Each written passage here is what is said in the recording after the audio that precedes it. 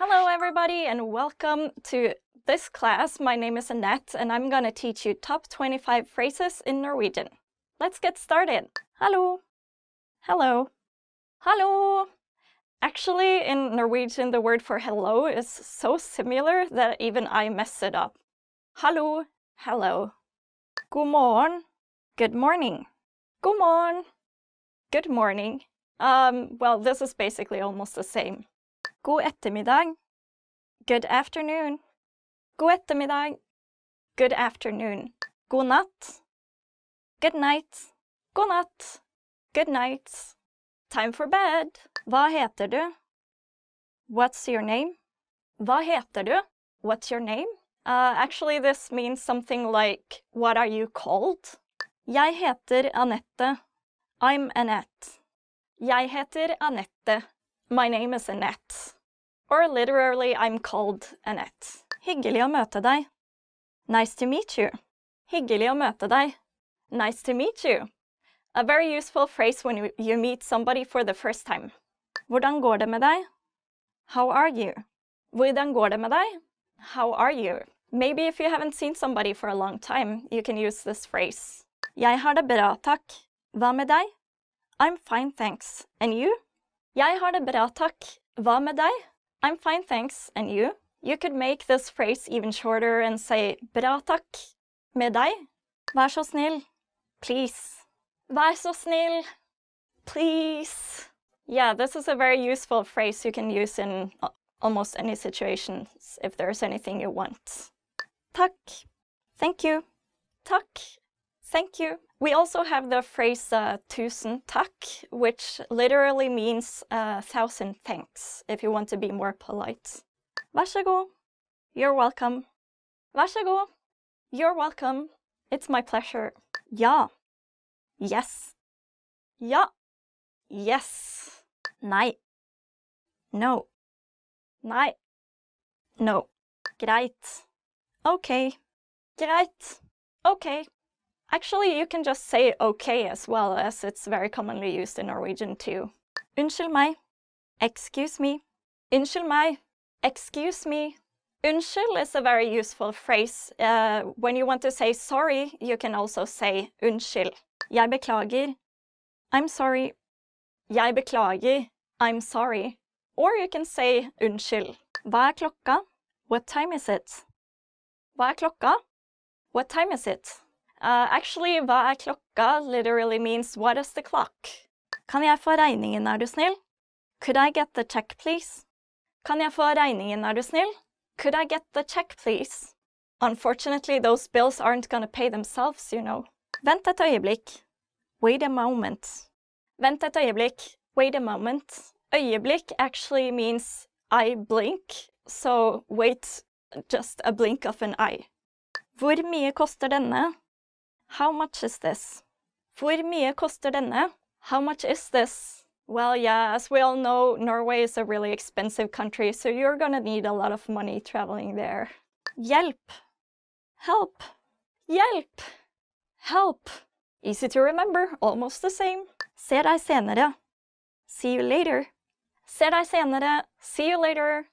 You can also say vi ses senere. We'll see each other later. Farvel. Goodbye. Farvel. Goodbye. Actually, this is kind of a heavy phrase. It's like farewell in English. And it's usually used if you're saying goodbye to somebody you're not going to see in a very long time. So usually we would just say ha det bra.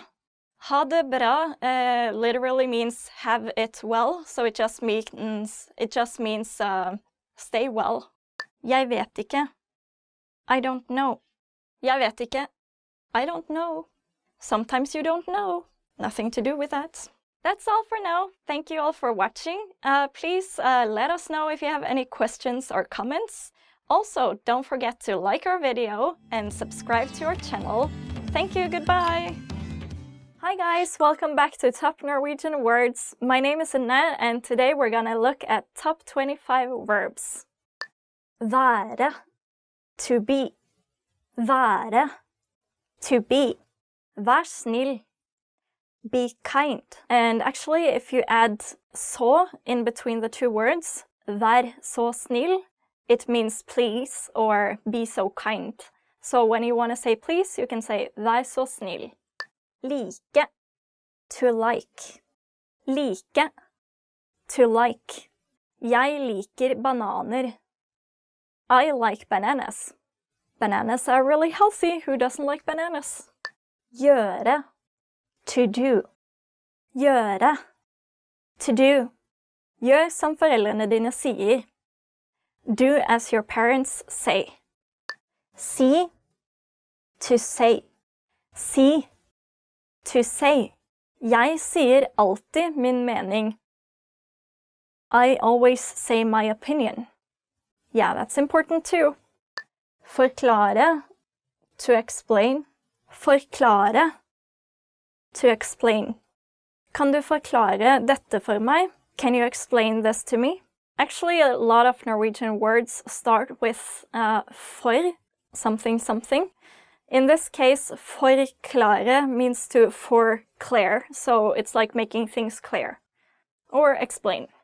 Høre, to hear. Høre, to hear. Jeg hører deg. I hear you. Gå, to go. Gå, to go. Jeg går fra stasjonen nå. I go from the station now. Vite, to know. Vite, to know. Du vet så mye. You know so much. Ta, to take. Ta, to take. Jeg vil ta med denne hjem. I want to take this home. Se, to see. Se, to see. Kan du se den bygningen? Can you see that building? Komme, to come. Komme, to come. Jeg må komme meg ut herfra. I need to get out of here. Tenke, to think. Tenke, to think. Jeg skal tenke litt på det. I'm going to think about it. Yeah, after this lesson, we're gonna have so much to think about, right? Se, to look. Se, to look. Se på den fuglen. Look at that bird. Ville, to want. Ville, to want. Du vil ikke dit, vil du? You don't want to go there, do you? Gi, to give. Gi, to give. Jeg skal gi ham en gave. I will give him a gift. Bruke, to use. Bruke, to use. Bruker du denne blyanten? Are you using this pencil? Finne, to find. Finne, to find. Det skal han finne ut av. He shall find out about that. Gå ut, to go out. Gå ut, to go out. Jeg ser de gå ut av rommet nå. I see them go out of the building now. Spørre, to ask. Spørre, to ask. Kan jeg spørre deg om noe? Can I ask you about something? Jobbe, to work. Jobbe, to work. Jeg jobber på sykehuset. I work at the hospital. Gå inn, to enter. Gå inn, to enter. Skal vi gå inn? Shall we go inside? Føle, to feel. Føle, to feel. Jeg føler meg ikke vel. I don't feel so good. Prøve, to try. Prøve, to try. Kan du prøve den maten? Can you try that food? Forlate, to leave. Forlate, to leave. Jeg forlater festen nå. I am leaving the party now. Ringe, to call. Ringe, to call. Ring meg. Call me. Ring, ring, ring. Okay guys, that's all for now. Thank you so much for watching the video. Don't forget to subscribe to our channel and like the video, and also check out norwegianclass101.com for more resources. Also, let us know what is your favorite verb. Mine would be to travel, reise. I love to travel. So yeah, let us know and see you next time. Bye bye. Hello and welcome back to Top Norwegian Words. Today we're gonna look at 15 favorite words chosen by fans. Let's get started. Venn, friend. Venn, friend. Du en god venn. You are a good friend. What do you think makes a good friend? Best friend, bestevenn. Kaffe, coffee. Kaffe, coffee. Kan jeg få en vanlig svart kaffe, takk? Can I have a normal black coffee, please? Norwegians love coffee, so if you go to Norway, you'll probably end up drinking a lot of coffee. Yeah, any coffee. Takk, thanks. Takk, thanks. You can also say tusen takk, which literally means 1,000 thanks, so many thanks. Svimmel, dizzy. Svimmel, dizzy. Det er ubehagelig å være svimmel. It is uncomfortable being dizzy. The heat is making me so dizzy.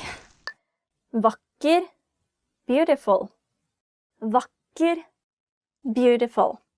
Du er vakker. You are beautiful. Or you can say du er pen. But if you say du er pen, make sure to make the E long, or else it'll sound like you are a pen. Pen, pen. Pen is beautiful. Pen is pen. Glad, happy. Glad, happy. Han ser veldig glad ut I dag. He looks really happy today. Sunn, healthy. Sunn, healthy. Det er viktig å være sunn. It's important to be healthy. A lot of Norwegians care a lot about eating healthy, exercising regularly. If you go to Norway, then you'll see a lot of people out in the nature just working out. Ferie, vacation. Ferie, vacation. Jeg vil ha ferie nå. I want a vacation now. Yeah, these days all my friends back in Norway are having summer holiday, so I need a holiday. I'm tired of watching people's vacation pictures on Facebook. Søvn, sleep. Søvn, sleep.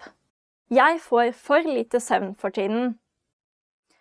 I am getting too little sleep these days. Kult. Awesome. Kult. Awesome. This word comes from the English word cool, but not as in cool temperature. Penger, money. Penger, money. Jeg har begynt å spare penger. I have started saving money. Tro, to believe. Tro, to believe. Tror du på det? Do you believe that? Respektere, to respect. Respektere, to respect. Jeg respekterer læreren min. I respect my teacher. My teacher is awesome. How about your teacher? I am the teacher, right? Elske, love. Elske, love. Jeg elsker deg. I love you. Just notice that in Norwegian, elske is a lot stronger word. You wouldn't want to say this to a friend or somebody you haven't been maybe dating for a year or so. You can say, jeg er glad I deg. This is more common as used among friends. Norge, Norway. Norge, Norway. Norge er et flott land. Norway is a great country. great if you like the great outdoors. We have a lot of pretty nature. Okay, that's it for now. Thank you all for watching. And don't forget to subscribe to our channel, like the video, and go to NorwegianClass101.com for more resources. Also, we would like to know your favorite verb, so please leave it in the comment section below. See you again next time. Bye-bye. Hello, and welcome back to Top Norwegian Words. Today we're looking at 10 questions you should know in Norwegian. So let's get started. Hva heter du? What's your name? Hva heter du? What's your name? Jeg heter Anette. My name is Annette. Hvordan går det med deg? How are you? Hvordan går det med deg? How are you? Jeg har det bra. I'm good. Hvor er du fra? Where are you from? Hvor er du fra? Where are you from? Jeg er fra Oslo. I'm from Oslo. Når er bursdagen din? When is your birthday? Når er bursdagen din? When is your birthday? Bursdagen min er 20. januar. My birthday is the 20th of January. Actually, my birthday is in December, so Desember. Hvor bor du? Where do you live? Hvor bor du? Where do you live? Jeg bor i Bergen. I live in Bergen. Bergen is a nice city. If you live there, you're lucky. Hvor jobber du? Where do you work? Hvor jobber du? Where do you work? Jeg jobber i kommunen. I work at the municipality. Hva er telefonnummeret ditt? What's your phone number? Hva er telefonnummeret ditt? What's your phone number? Mitt telefonnummer er 90 45 40 50. My telephone number is 90 45 40 50. Nah, of course, I'm just kidding. I'm not gonna give out my number. Hvor lærte du norsk? Where did you learn Norwegian? Hvor lærte du norsk? Where did you learn Norwegian? Jeg lærte norsk gjennom en nettside. I learned Norwegian through a website. NorwegianClass101.com. Liker du norsk mat? Do you like Norwegian food? Liker du norsk mat? Do you like Norwegian food? Ja, jeg elsker norsk mat. Yes, I love Norwegian food, especially salmon. Salmon is delicious. Har du vært i Norge?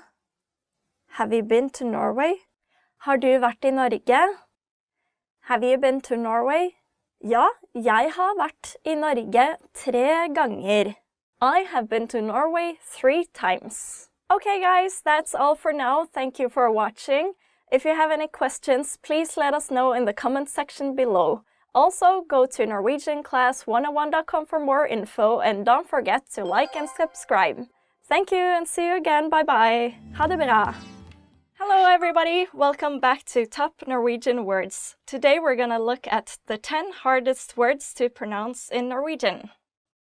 Let's start. Brød, bread.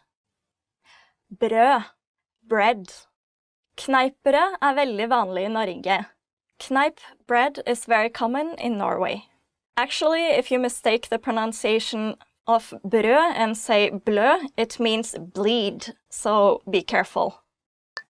Engelsk, English. Engelsk, English. Alle bør lære seg engelsk for å kommunisere med andre. Everybody should learn English to communicate with others. Svensk, dansk, tysk, finsk. You can see that all the Norwegian language words actually ends in sk. Hårføner, hair dryer. Hårføner, hair dryer. Jeg bruker aldri hårføner til å tørke håret mitt. I never use a hair dryer to dry my hair. Actually, I'm kind of lazy myself, so often I don't use a hair dryer. I just let it dry naturally. Yeah. Kjole, dress. Kjole, dress. Denne kjolen er veldig fin. This dress is really nice. One thing you have to be careful about in Norwegian is that the word dress, if you say dress, it actually means suit. So don't mix them up. Kjøtt, meat. Kjøtt, meat. Jeg spiser ikke kjøtt. I don't eat meat. Well, you know, everybody say that it's good for the environment not to eat meat. And I wish I had enough willpower to become a vegetarian, but not yet. Maybe in the future? Who knows? Nysgjerrig. Curious. Nysgjerrig. Curious. Hunden veldig nysgjerrig på hva katten gjør. The dog is very curious about what the cat is doing. I used to have a dog, and my dog didn't care about cats at all. I think cats and dogs are usually not really good friends, but sometimes they just ignore each other, I guess. Øl, beer. Øl, beer. En kald øl veldig passende i sommerværet. A cold beer suits the summer weather well. So I think some of you might have problems pronouncing ö. It kind of sounds like somebody hits you in the stomach. You go like, ugh. Yeah, if you get hit in the stomach, maybe you would want to have a cold beer afterwards to cool off. Recently, you know, it's getting so popular with microbreweries. I think they have a lot of good beer, like all the locally produced beers especially. I like to try different types of beer when I go for trips and so on. Smør, butter. Smør, butter. Kan du smøre smør på brødskiven? Can you put butter on the slice of bread?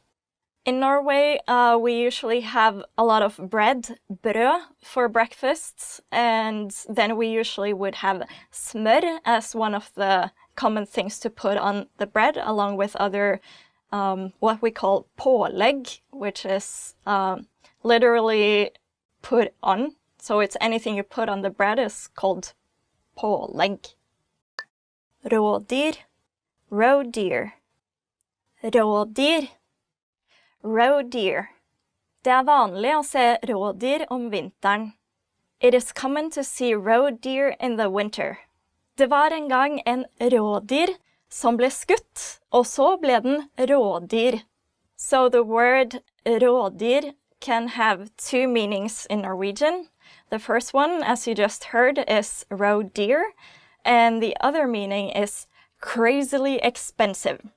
So the example sentence I just gave you means there was a roe deer that got shot and got crazily expensive. Bro, bridge. Bro, bridge. Den broen var veldig flott. That bridge was very nice. So, as you probably understood, this is about bro, bridge, not as in bro. Yo, bro. Okay, everybody, that's all for now.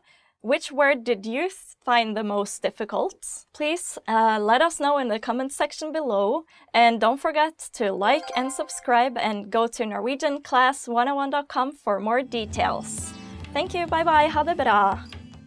Hi everybody, Annette here. Welcome back to Top Norwegian Words. Today we're gonna look at 10 words you never wanna hear. So let's get started. Har du lagt på deg i det siste? Have you gained weight recently? Har du lagt på deg i det siste? Have you gained weight recently? Well, this one should be pretty obvious. We actually have a song about this topic in Norwegian. You should check it out. It goes like this. Nei, så tjukk du har blitt. Nå har du pinadø lagt på deg litt. Har du det bra? Åssen står det til? Det var lenge siden sist. This song is by Ole Ivars, so please check them out for some fun Norwegian songs. Du har et grått hår. You have a grey hair. Du har et grått hår. You have a gray hair. Yeah, you know, when people start getting closer to their 30s, then there might be some gray hairs. It's a hard topic to talk about. Det var det jeg sa. I told you so. Det var det jeg sa. I told you so. Yeah, this reminds me of my childhood, like playing around and arguing with my brother. It's like, det var det jeg sa. Du har sparken. You're fired. Du har sparken. You're fired. Luckily, this is something I haven't experienced yet, but that's definitely something I wouldn't want to hear. Det er ikke deg, det er meg. It's not you, it's me. Det er ikke deg, det er meg. It is not you, it's me. I think this sentence is a little bit of a cliché, perhaps. But truth to be told, you know, nowadays, some people even break up through SMS, so who knows? Takk for CV-en, men stillingen er blitt fylt. Thank you for your resume. However, the position has been filled. Takk for CV-en, men stillingen har blitt fylt. Thank you for your resume. However, the position has already been filled. Yeah, these days it's getting really hard to find jobs in Norway. So you have to practice hard with your Norwegian in order to not hear this phrase when you apply for jobs. Vi burde treffe andre. We should see other people. Vi burde treffe andre. We should see other people. No, don't say that. No, just one more chance. Come on. Jeg har ikke pengene dine I dag. I don't have your money today. Jeg har ikke pengene dine I dag. I don't have your money today. Yeah, this is also a good example for how to lose your friends. You should pay back your money, you know. Unnskyld, jeg glemte det. Sorry, I forgot.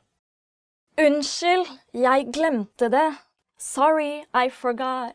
Well, you know, when you learn a new language, you're gonna keep forgetting a lot of stuff. It's just too much to think about at the same time. Dette er ikke bra nok. This is not good enough. Dette er ikke bra nok. This is not good enough. But come on, we've done this video shooting 10 times already. It must be good enough now, right? Okay, everybody, that's all for now. Thank you so much for watching this video. Please let us know in the comment section below what kind of words you don't like to hear. Also, please go to norwegianclass101.com for more lessons. That's all for now. Thank you. Bye-bye. Oh, so fat you've become. I think you've probably gained some weight. How are you doing? It's been a long time no see.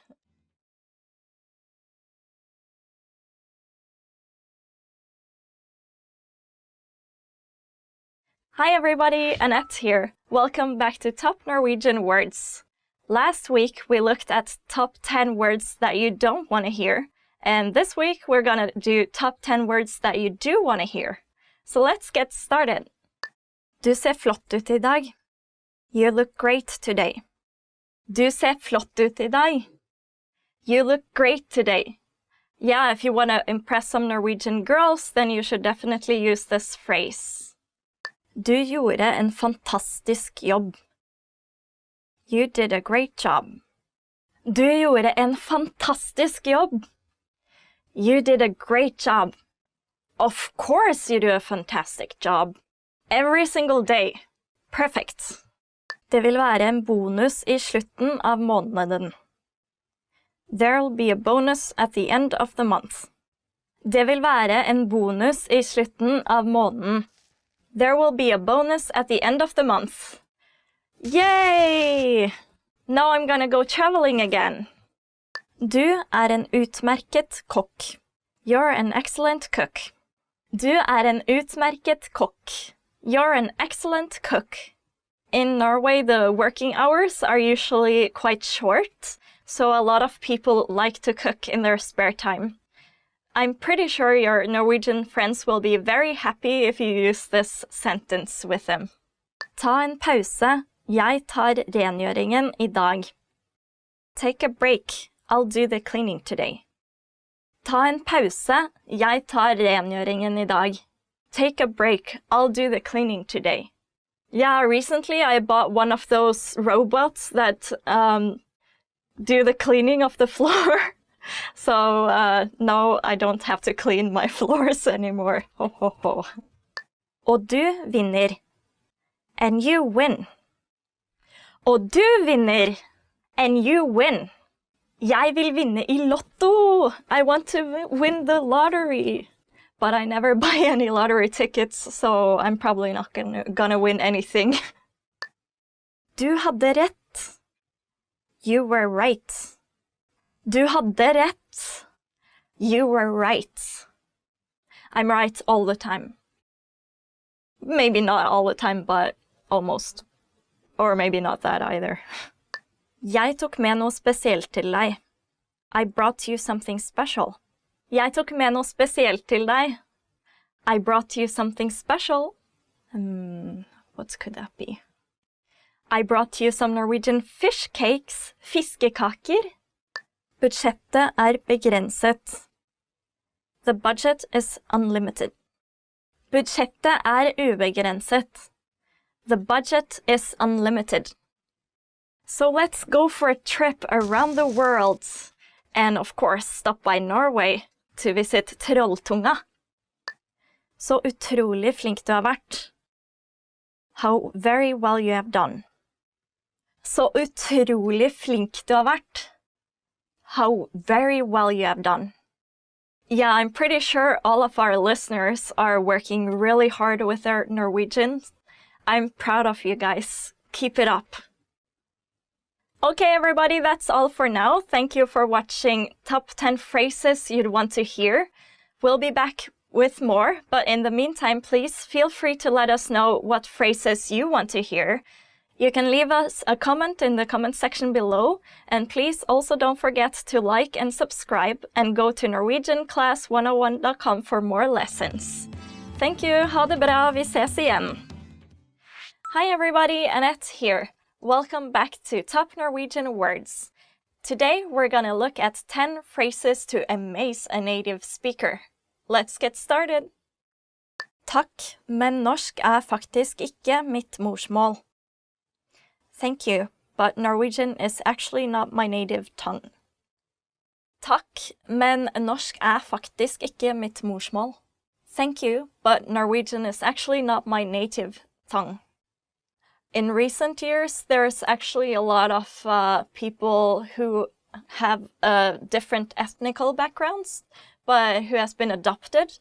So even though people don't look Norwegian, they might actually be at a native level talking about the language. So never judge a book by its cover. Det tok meg bare 1 år for å bli flytende. It took me only 1 year to become fluent. Det tok meg bare 1 år å bli flytende. It took me only 1 year to become fluent. Especially if you know English or German or any other Western European language, then you're gonna find Norwegian quite easy to learn. Jeg vil snakke norsk som en nordmann innen 3 år. I want to speak Norwegian like a native in 3 years. Jeg vil snakke norsk som en nordmann innen 3 år. I want to speak Norwegian like a native in 3 years. You can do it. You can practice your Norwegian with us here at norwegianclass101.com. Jeg har lært norsk I 10 år. I've been learning Norwegian for 10 years. Jeg har lært norsk I 10 år. I've been learning Norwegian for 10 years. Well, yeah, if you study Norwegian for 10 years, I can guarantee you're gonna be very good. Jeg kan se norske filmer uten undertekster. I can watch Norwegian movies without subtitles. Jeg kan se norske filmer uten undertekster. I can watch Norwegian movies without subtitles. As you know, Norway is a very small country, so we don't produce that many movies. But there are some good ones out there, like Kon-Tiki, for instance, was nominated for Oscar a couple of years ago. And recent days, you have the Norwegian drama Skam, which is very popular, which I really recommend you guys to check out. Jeg kan huske rundt 50 nye norske ord om dagen. I can memorize around 50 new Norwegian words a day. Jeg kan huske rundt 50 nye norske ord om dagen. I can memorize around 50 new Norwegian words a day. Well, 50 words is quite impressive. If you can memorize 50 words a day, you're gonna be at native level in no time. Go for it! Bortsett fra å kunne norsk, kan jeg også snakke noen andre språk. Apart from knowing Norwegian, I can speak a few other languages as well. Bortsett fra å kunne norsk, kan jeg også snakke noen andre språk. Apart from knowing Norwegian, I can speak a few other languages as well. Did you know that Norwegian and Swedish and Danish are really, really similar? So just by learning Norwegian, you can actually learn 3 languages at once. That's pretty cool, right? Jeg forsto alt du sa. I completely understood everything you said. Jeg forsto alt du sa. I completely understood everything you said. Great! That means your Norwegian is improving, right? Keep it up! Jeg leser ofte norsk skjønnlitteratur. I often read Norwegian fiction. Jeg leser ofte norsk skjønnlitteratur. I often read Norwegian fiction. In the Scandinavian countries, we have a genre called krim, which is about kind of detective mystery novels that are really, really popular. You can check out, for instance, Varg Veum. He's a detective from my hometown. You can also check out Jon Nesbø, who's a very famous Norwegian writer, and his book, The Snowman, Snømannen, is gonna be made into a movie actually, so yeah, you should definitely check that one out. Jeg studerer norsk på universitetet. I study Norwegian at the university. Jeg studerer norsk på universitetet. I study Norwegian at the university. In Norway, we don't really judge people based on which university they study at. We judged based on which major people choose. So you can actually get into, for instance, Universitetet I Oslo, the university in Oslo, without having good grades if you choose an unpopular major. Okay, everybody, that's all for now. Thank you so much for watching. If you have any phrases that you can impress me with, then please leave them in the comment section below, and I will do my best to answer them. And don't forget to like and subscribe, and go to norwegianclass101.com for more resources. Thank you, ha det bra, vi ses senere! Hi everybody, welcome back to Top Norwegian Words.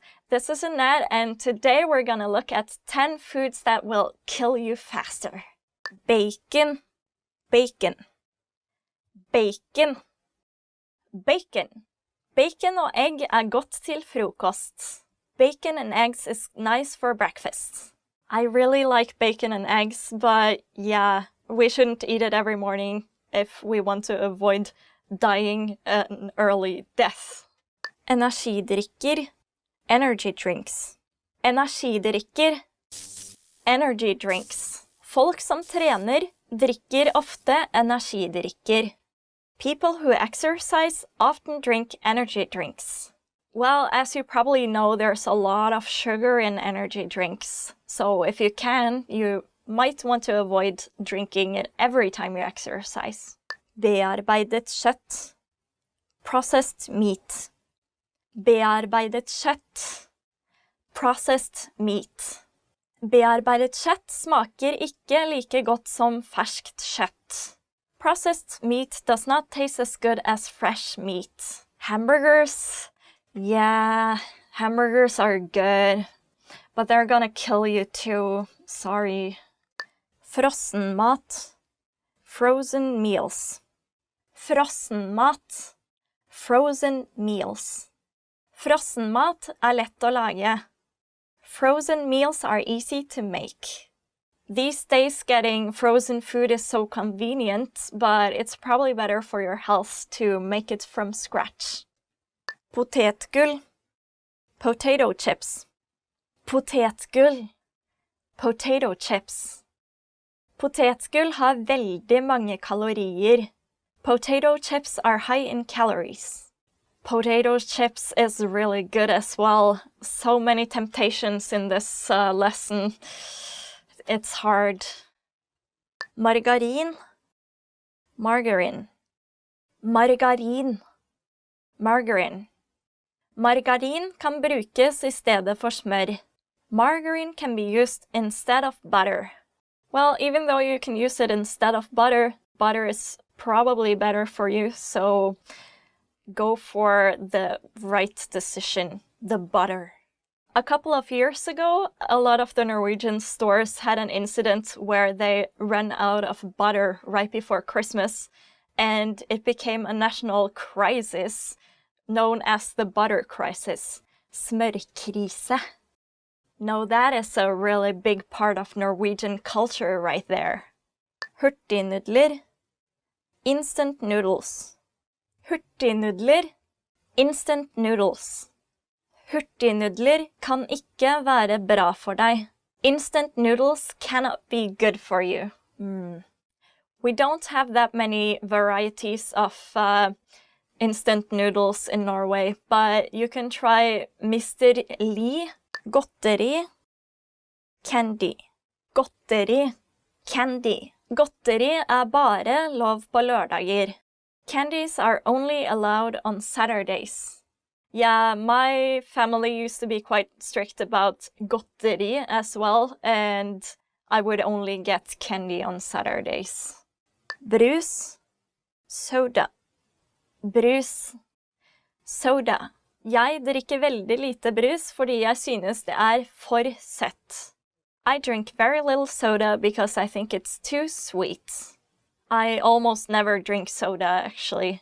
I think that once you get used to not drinking it, then you don't really miss it in your life either. So, yeah, it's really good to cut it out if you can. Sukker. Sugar. Sukker. Sugar. Vi spiser alt for mye sukker. We eat too much sugar. When you eat out, you don't know exactly what's in your food. And these days, the food you can buy in the stores often have like hidden sugar and stuff. So in that sense, it's better to make it all from scratch and stay healthy. Okay, everybody, that's all for now. Thank you all for watching. Please let us know in the comment section below what kind of food you eat in order to stay healthy. Also, please don't forget to like and subscribe and go to norwegianclass101.com for more videos. Thank you, ha det bra, vi ses igjen. I really like bacon and eggs. It's good. How should I start? Sounds like a advertisement for butter. Hi everybody and welcome back to Top Norwegian Words. Today we're gonna look at 10 ways to remember words. Ooh, that's a good one. Let's get started. Repetisjon. Repetition. Repetisjon veldig viktig når man skal huske noe. Repetition is very important when one has to remember something.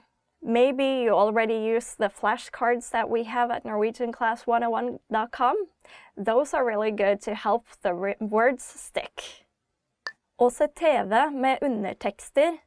To watch TV series with subtitles. Jeg ser ofte på TV med undertekster for å forstå det som blir sagt. I often watch TV series with subtitles to understand what's being said. Since Norway is a very small country, we usually use subtitles for almost everything we send on TV, including Danish shows and Swedish shows, and we have a lot of English shows as well. I'm sure you're already familiar with the Norwegian drama Skam, so that is a very popular one you might want to check out if you haven't done so yet. Å øve ved skriving. To practice by writing. Det er viktig å øve ved å skrive ting ned. It is important to practice by writing things down. Or just for remembering in general. I often write down what I need to do for the day, for instance. So for a top thing to-do list, this would definitely be essential.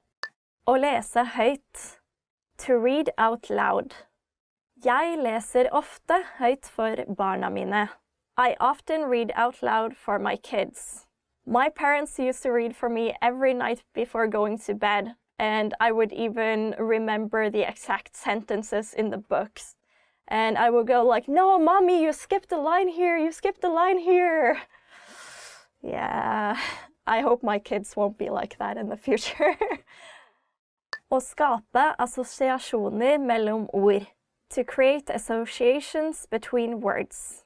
Assosier et ord med et annet for å huske dem bedre. Associate one word with another to remember them better. So you can, for instance, take the word kjøleskap, which literally means cooling cabinet, but it's a refrigerator. Ta-da! Å pugge ved å høre. To memorize by listening. Du bør skrive ned og pugge ord du ikke forstår når du hører dem. You should write down and memorize words you don't understand when you hear them. Yeah, when learning a new language, there's so many words that you have to learn. So unless you write them down, you're gonna forget them. So go ahead and write down all the words you've learned today. Å lese enkle tekster. To read simple texts. Det finns mange enkle tekster du kan lese for å øve deg. There are lots of simple texts you can read to practice. You could, for instance, try to read books by Anne-Kat. Vestli. Those are really popular and easy to read. Å repetere før du legger deg. To repeat before going to sleep. Om du repeterer noe før du legger deg, husker du kanskje alt neste morgen. If you repeat before going to bed, you might remember everything the next morning. If you study before going to sleep, you might even dream about what you're studying. So you're killing two birds in one stone, right? To fluer I en smekk. Å snakke med venner. To talk with friends. Jeg snakker ofte med venner. I often talk to friends. Well, you should definitely make some Norwegian friends you can talk to in Norwegian every day, and then I'm pretty sure you'll get good very fast. Å spille spill. To play games. Spiller du mye spill? Do you often play games? You can notice how the words spille and spill have the same roots. You can add an e at the end of the noun and you'll get a verb. So for instance, we say å spille et spill, to play a game, or å leke en lek, which also can mean to play a game, actually. So there are a variety of words where we use this grammar pattern. Okay, everybody, thank you all for watching. We've been looking at 10 ways to remember words. If you have any advice for our listeners about how they can remember as well, please leave us a comment in the comment section below. Also, don't forget to like and subscribe, and go to norwegianclass101.com for more information. Vi ses neste gang. Goodbye, see you again. Hello everybody, and welcome back to Top Norwegian Words. Today we're looking at 10 Norwegian foods. Yummy! Let's get started. Brødskive. Open-faced sandwich. Slice of bread with various spreads, lunch meats and vegetables on it. Brødskive. Open-faced sandwich. Slice of bread with various spreads, lunch meat and vegetables on it. Om du sulten nå, så kan du ta deg en brødskive. If you're hungry now, you can grab an open-faced sandwich. Brødskive is very popular in Norway. Some people have it for breakfast and for lunch. Maybe not for supper, but we do have something called kveldsmat, which we eat right before going to bed, and guess what? It's also brødskive as the main ingredients. Brunost, brown cheese. Brunost, brown cheese. Brunost en typisk norsk ost. Brown cheese is a typical Norwegian cheese. Brown cheese is really popular in Norway, and it's also a very good souvenir to bring to friends, because it doesn't really taste like cheese, it tastes more like caramel in a sense. So it's actually very good to put on, for instance, waffles. It's delicious and you should try it. Carbonade. Meat patty, round flattened serving of meat. Carbonade. Meat patty, round flattened serving of meat. I dag skal vi ha karbonade til middag. Today we are having meat patties for dinner. Kjøttbolle. Meatball. Kjøttbolle. Meatball. Kjøttbollene på IKEA gode og billige. The meatballs at IKEA are tasty and cheap. We also have something called kjøttkake, which is slightly different shaped. And if you analyze the words, it actually means meat cake, kjøttkake. Doesn't really sound that good, but it's just basically the same as kjøttbolle. Lutefisk, aged stockfish or dried salted whitefish and has a gelatinous texture. Lutefisk, aged stockfish or dried salted whitefish and has a gelatinous texture. I vår familie det vanlig å spise lutefisk rundt juletider. In our family, it's common to eat lutefisk during Christmas time. I think most people either really like lutefisk or they hate it. I personally, I'm not a big fan of lutefisk, but I think you should try it and let us know what you think. Rømmegrøt. Porridge made from sour cream, whole milk, wheat flour, butter and salt. Rømmegrøt. Rømmegrøt. Porridge made from sour cream, whole milk, wheat flour, butter and salt. Jeg pleier å ha smør, kanel og sukker på min rømmegrøt. I usually have butter, cinnamon and sugar on my sour cream porridge. Rømmegrøt, or grøt in general, is something that Norwegians love. You can make your own porridge just by having wheat and milk as well. Smalahove. Sheep head dish originally eaten before Christmas. Smalahove. Sheep head dish originally eaten before Christmas. Smalahove blir ofte spist på Vestlandet. Smalahove is often eaten on the west coast. To be honest, smalahove is not a very common dish anymore. I personally never tried it. You could try to Google it, but I warn you, there might be some images that you don't want to see. Actually, there's a couple of restaurants in Norway where you can eat smalahove, and if you eat smalahove there, you get a diploma. That's how hardcore it is. Spekemat. Assortment of dried meats with flatbread. Spekemat. Assortment of dried meats and flatbread. Spekemat et resultat av at folk måtte finne måter å konservere kjøtt på i gamle dager. Dried meat is the result of people having to find ways to conserve meat in the old days. Tørrfisk. Dried fish. Tørrfisk. Dried fish. Tørrfisk fra Lofoten veldig kjent. Dried fish from Lofoten is well known.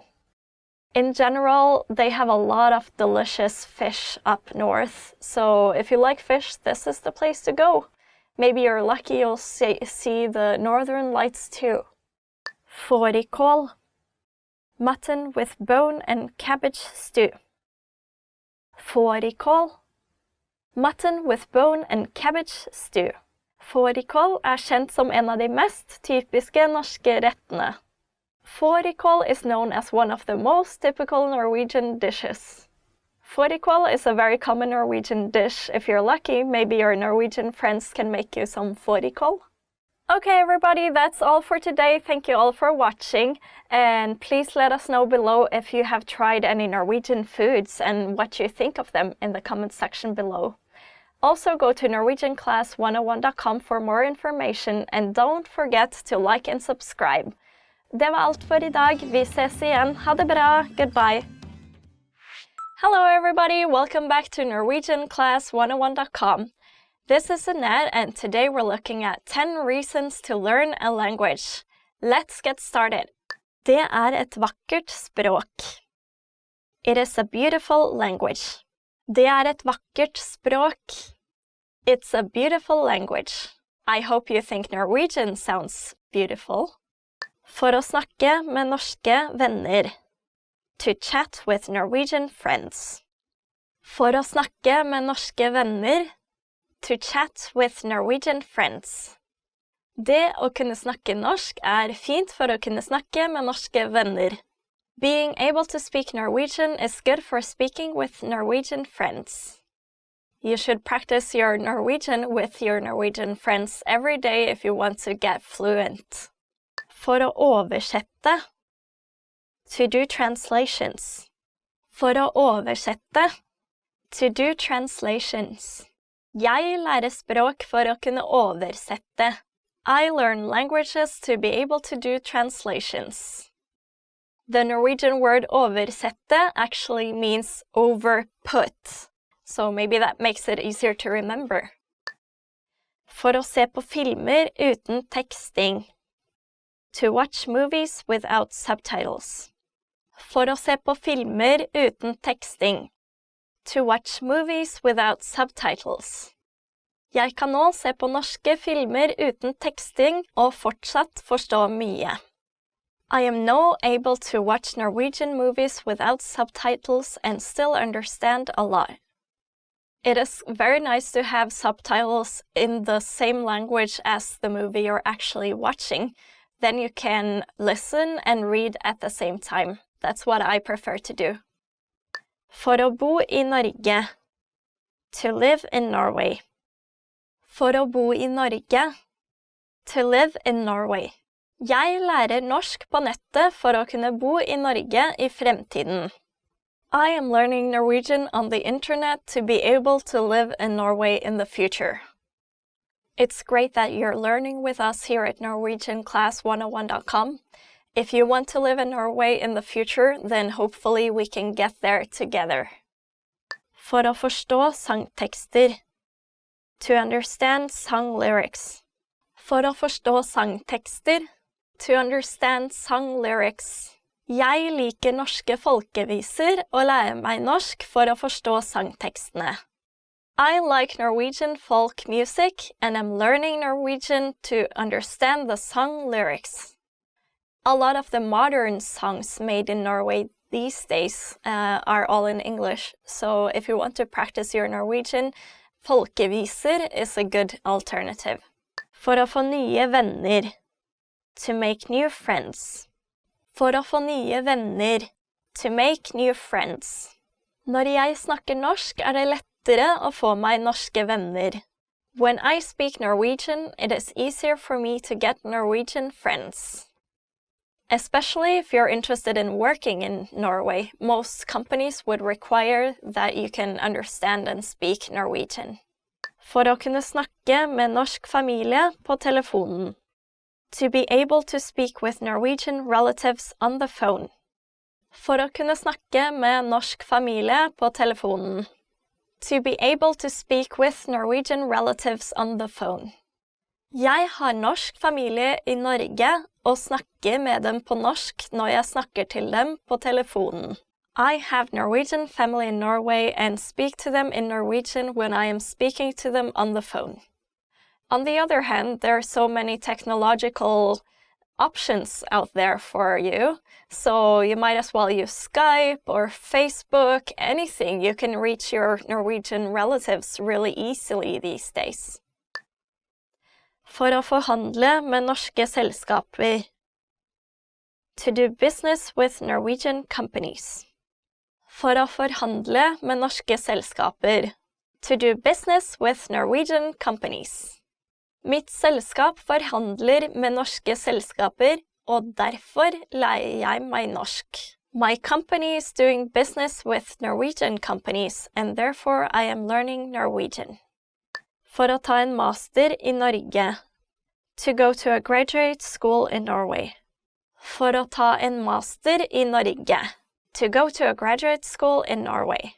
Universitetet i Norge er gratis, så jeg lærer meg norsk for å kunne ta en mastergrad på Universitetet i Oslo. University is free in Norway, so I'm learning Norwegian to be able to go to graduate school at the University of Oslo. University is free even if you're not a Norwegian citizen.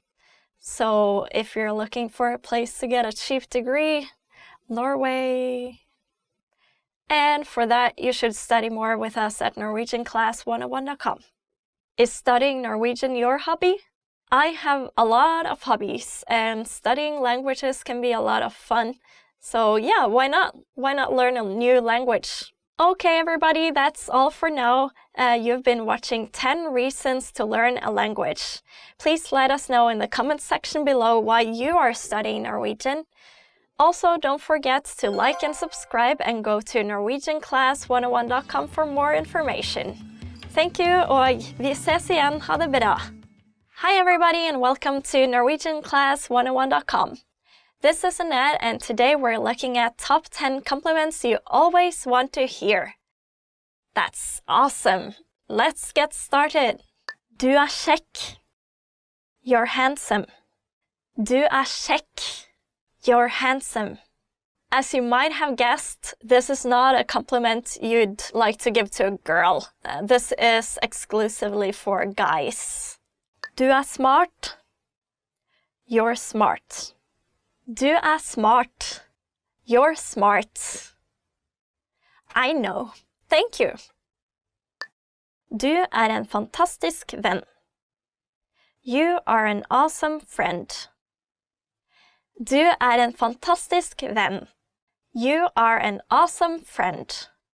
And to your best friend, you can say, du er min beste venn. You are my best friend. CV-en din er imponerende. Your resume is impressive. CV-en din er imponerende.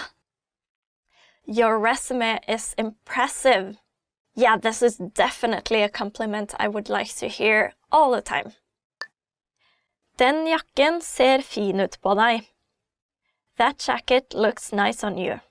Den jakken ser fin ut på deg. That jacket looks nice on you. Did you buy it in Norway? Du har god smak. You have good taste.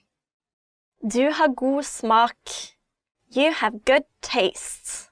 Just like in English, smak can also be used about actual taste of, for instance, food. So when you want to say that something tastes good, you can say det smaker godt. It tastes good. Smilet ditt er vakkert. Your smile is beautiful. Smilet ditt er vakkert. Your smile is beautiful. Such a happy word to know. Du ser praktfull ut. You look gorgeous. Du ser praktfull ut. You look gorgeous. This is quite a dramatic statement. You could, for instance, just say, du ser flott ut. You're looking great. Den kjolen kler deg veldig godt. That dress really suits you. Den kjolen kler deg godt. That dress really suits you. Just a fun fact, the word dress means suit in Norway, so don't mix up dress and kjole.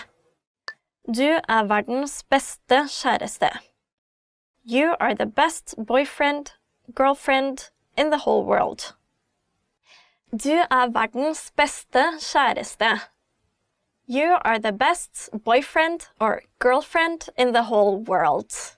The word kjæreste is a very typical Norwegian word, and it actually means dearest. So this is gender neutral. You can use it for both a boyfriend or a girlfriend. That's pretty practical, isn't it? Okay guys, that's all for now. Thank you so much for watching. We've gone through top 10 compliments you always want to hear, and I would like to know your compliments in the comment section below. Was this a great lesson? Please let us know your newly learned compliments in the comment section below. Don't forget to like and subscribe and go to norwegianclass101.com for more lessons. That's it. Ha det bra, vi ses igjen. Goodbye. See you soon. Hi everybody, this is Annette from norwegianclass101.com. Today we're gonna look at top 10 sad words in Norwegian. So let's get started. Opprørt. Upset. Opprørt. Upset. Du gjør meg opprørt. Du gjør meg opprørt. You make me upset. I'm not a person that gets upset that easily, so this is probably not a phrase I would use, but if somebody around you makes you upset, then you might want to use this phrase. Å skade. To hurt. Å skade. To hurt. Du må passe på å ikke skade deg på trening. Du må passe på å ikke skade deg på trening. You must take care not to hurt yourself during practice. Jeg skadet meg når jeg spilte fotball i fjor. I hurt myself when I played soccer last year. Yeah, actually, I broke my ankle a couple of months ago playing soccer. So, yeah, you better be careful when you're practicing sports. Ensom. Lonely. Ensom. Lonely. Jeg ensom. Jeg ensom. I am lonely. In my case, moving abroad was a bit lonely in the beginning. But when you move to a new place, you also make a lot of new friends. So sometimes you gotta be lonely in order to, I guess, motivate yourself to go out there and try something new, maybe. Jeg var ensom da jeg flyttet hjemmefra. I was lonely when I moved away from home. Trist. Sad. Trist. Sad. Du trist? Du trist? Are you sad? Dette TV-showet gjør meg trist. This TV show is making me sad. Yeah, recently I'm watching this American drama called This Is Us, and it always makes me so sad. Yeah. It's kind of embarrassing, but I always start to cry watching that show. Å gråte. To cry. Å gråte. To cry. Jeg gråter veldig sjeldent av filmer. Jeg gråter veldig sjeldent av filmer. I rarely cry from movies. Well, I just admitted that this drama is making me cry, so I guess this doesn't apply to me. How about you? Demotivert. Demotivated. Demotivert. Demotivated. Kollegaen min føler seg demotivert. Kollegaen min føler seg demotivert. My colleague feels demotivated. Well, at least this one should be easy to remember since it's almost exactly the same as in English, and you can use it quite often as well if you feel a little bit demotivated. So yeah, go ahead and use this phrase. My client is making me demotivated. Klienten min gjør meg demotivert. Yeah, if you're working and you're dealing with tough clients, it might be seriously demotivating. Skuffet, disappointed. Skuffet, disappointed. Jeg skuffet over oppførselen din. Jeg skuffet over oppførselen din. I am disappointed with your behavior. Okay, so this is a phrase that's often used in English as well, like I'm not angry, I'm just very disappointed. Jeg ikke sint, bare skuffet. You can use this in Norwegian as well. Ulykkelig, unhappy. Ulykkelig, unhappy. Hun ulykkelig. Hun ulykkelig. She is unhappy. There is a slight nuance difference between the English and the Norwegian word. I think ulykkelig is if you're unhappy over a long period of time, then you can say ulykkelig. If you want to say she's just a bit unhappy, you can say hun ikke så glad. She's not that happy, for instance. Håpløst, hopeless. Håpløst, hopeless. Dette helt håpløst.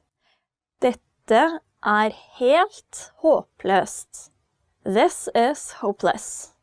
You can also say dette håpløst. With the helt in there is kind of like saying totally in English, so this is totally hopeless. But both are fine to use. Forferdelig, horrible. Forferdelig, horrible. Boken var forferdelig mørk. Boken var forferdelig mørk.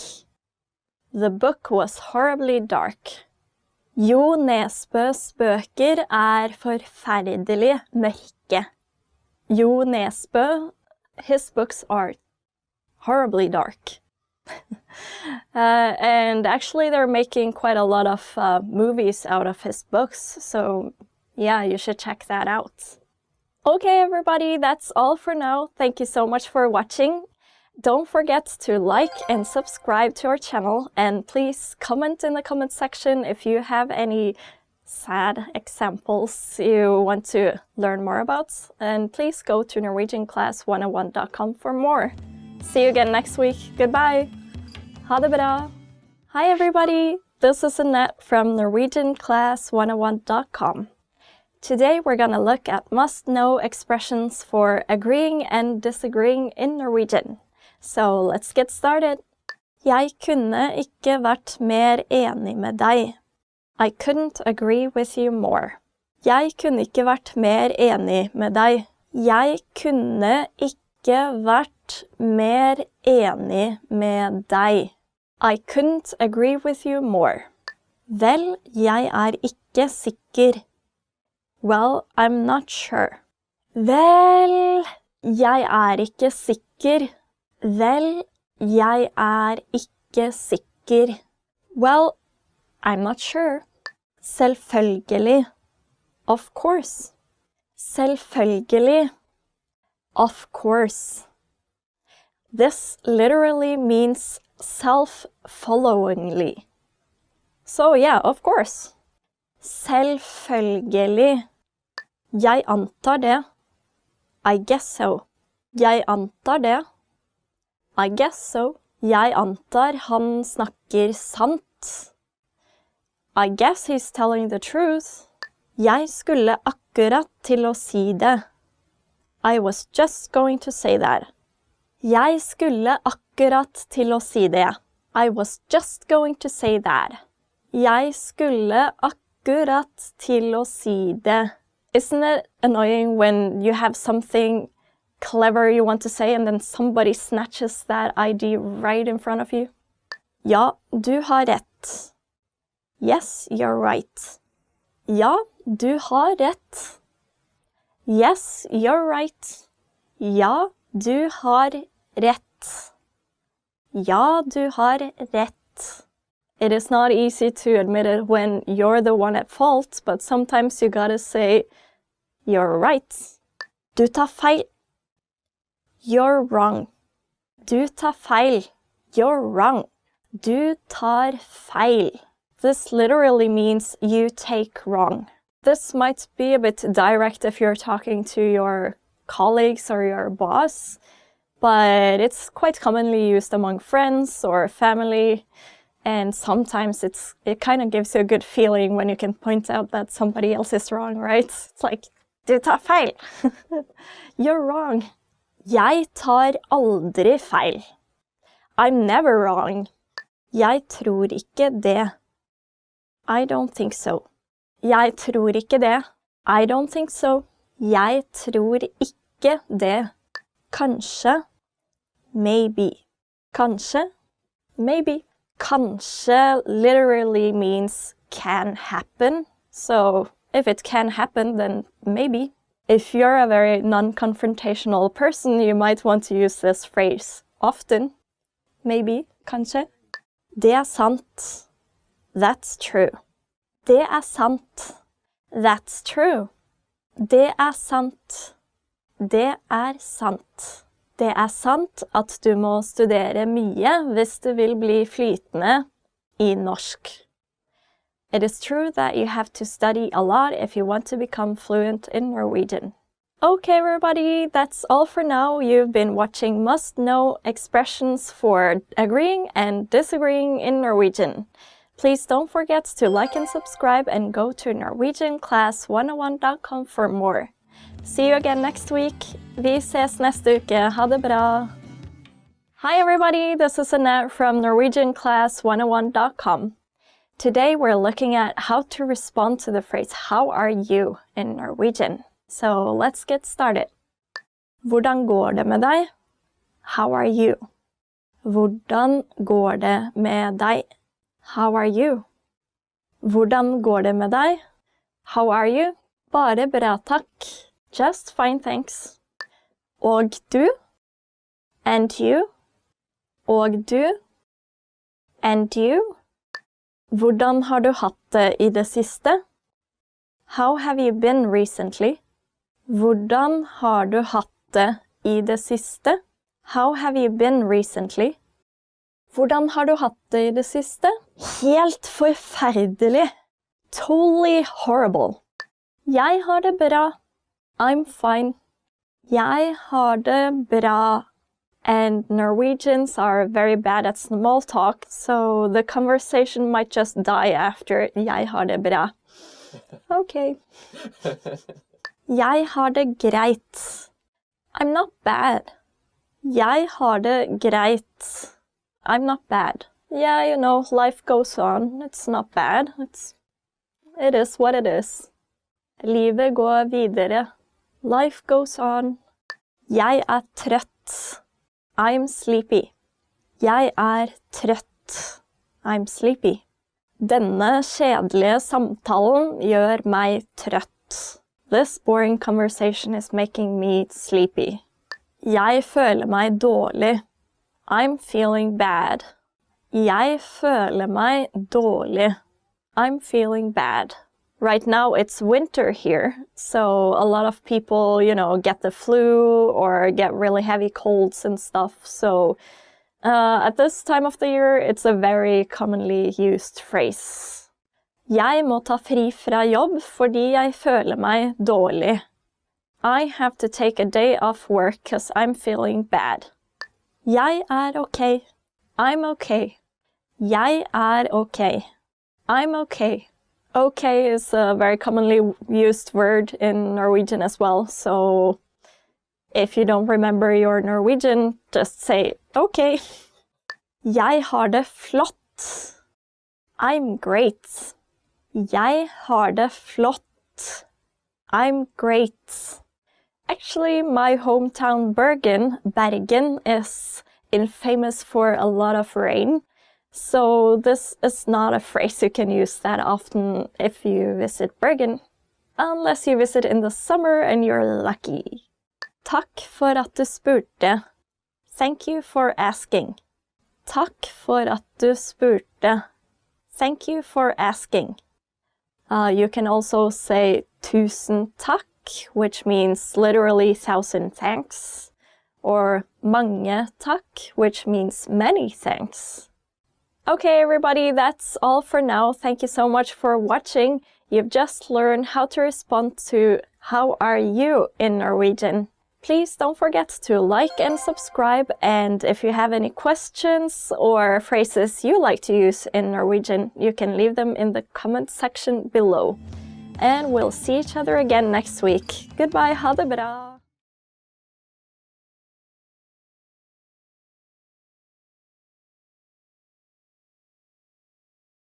Hi everybody, this is Annette from NorwegianClass101.com. Today we're looking at 20 travel phrases you should know. So let's get started. Kunne jeg fått et kart? Could I get a map? Kunne jeg fått et kart? Could I get a map? Well, these days, you know, if you have a smartphone, you might not really need a map. Like a physical map, you can just check your smartphone. Unless you're at a museum or something, maybe they have a map of the floors. Snakker du engelsk? Do you speak English? Snakker du engelsk? Do you speak English? Nowadays, there's quite a lot of Norwegians who speak English very well. So in general, I think you wouldn't have a problem if you don't speak that much Norwegian, but of course the locals will be very happy if you try to learn some phrases and show your interest in the language. Går det en buss fra flyplassen til byen? Is there a bus from the airport to the city? Går det en buss fra flyplassen til byen? Is there a train running from the airport to the city? Both Oslo and Bergen have trains going all the way to the city center, so perhaps this might also be a convenient alternative. There is also usually a specially dedicated bus going to the city from the airport, which we call flybussen. Flybussen literally means the airplane bus or the fly bus. Er wifi-en gratis? Is the Wi-Fi free? Er Wi-Fi-en gratis? Is the Wi-Fi free? I love to travel, and one of the first things I would ask for reaching a new destination would probably be, is the Wi-Fi free? You can't get around anywhere without Wi-Fi these days. Hva passordet til Wi-Fi-en? What is the password to the Wi-Fi? Very useful. Har dere noen ledige rom I kveld? Do you have any vacancies tonight? Har dere noen ledige rom I kveld? Do you have any vacancies tonight? Well, recently a lot of travelers prefer to book private apartments as well, so I guess if you're traveling to Norway, you might want to check out your options in advance before traveling there.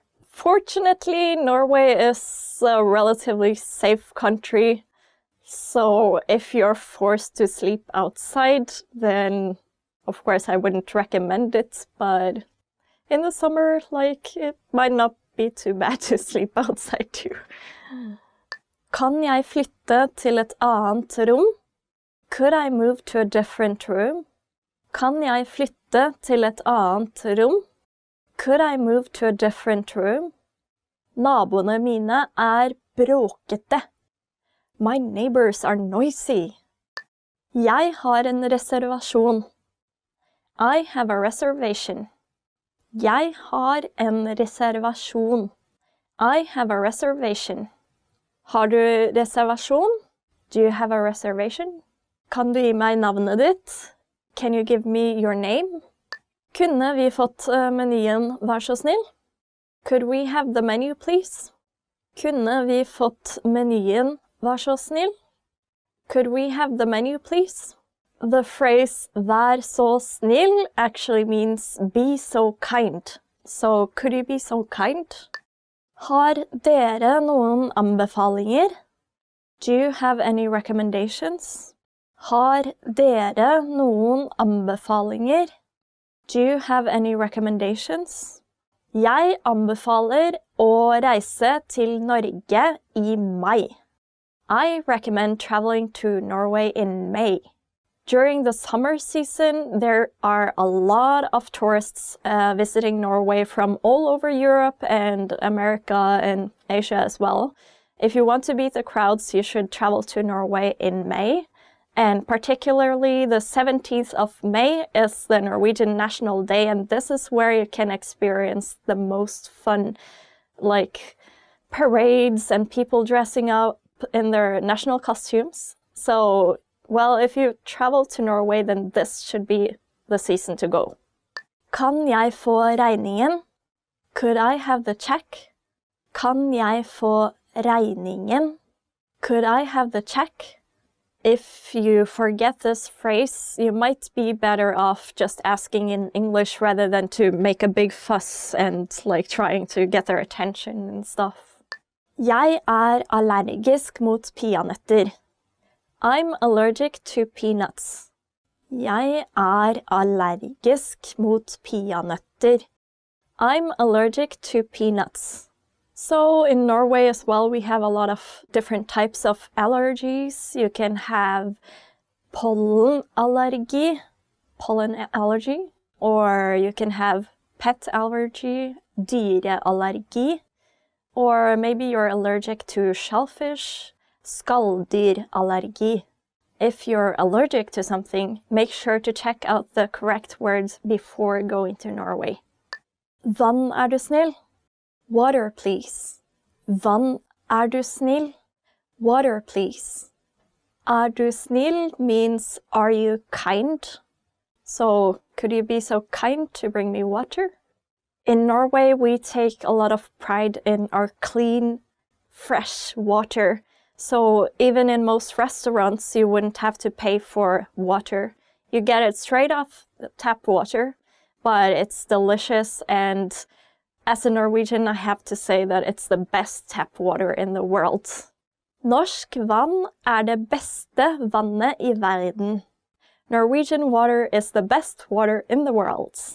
If you want to know how much Norwegians value their water, you should check out the brand Voss water, which is also named after a Norwegian city. Hvor mye dette? How much is this? Hvor mye dette? How much is this?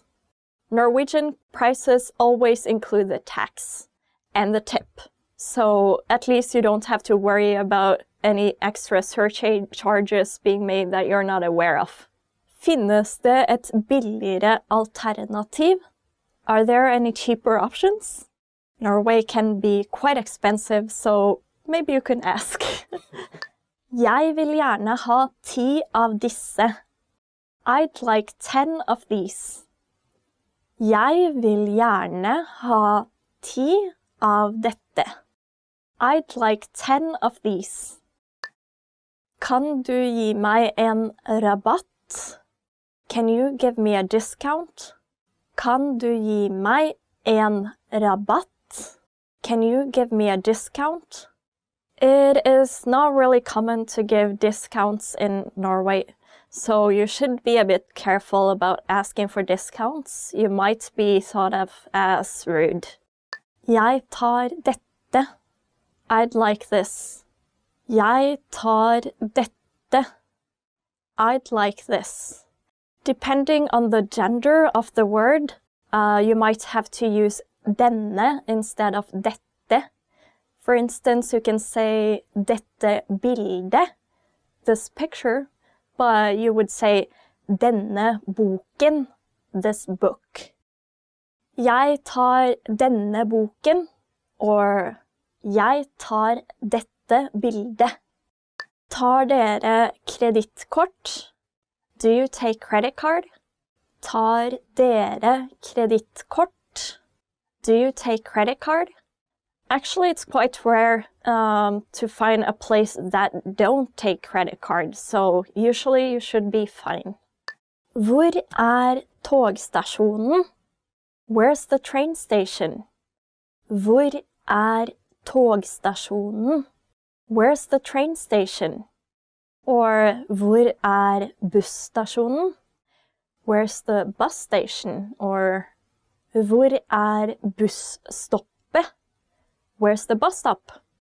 Unnskyld meg, hva billettprisen? Excuse me, what is the fare? Unnskyld meg, hva billettprisen? Excuse me, what is the fare?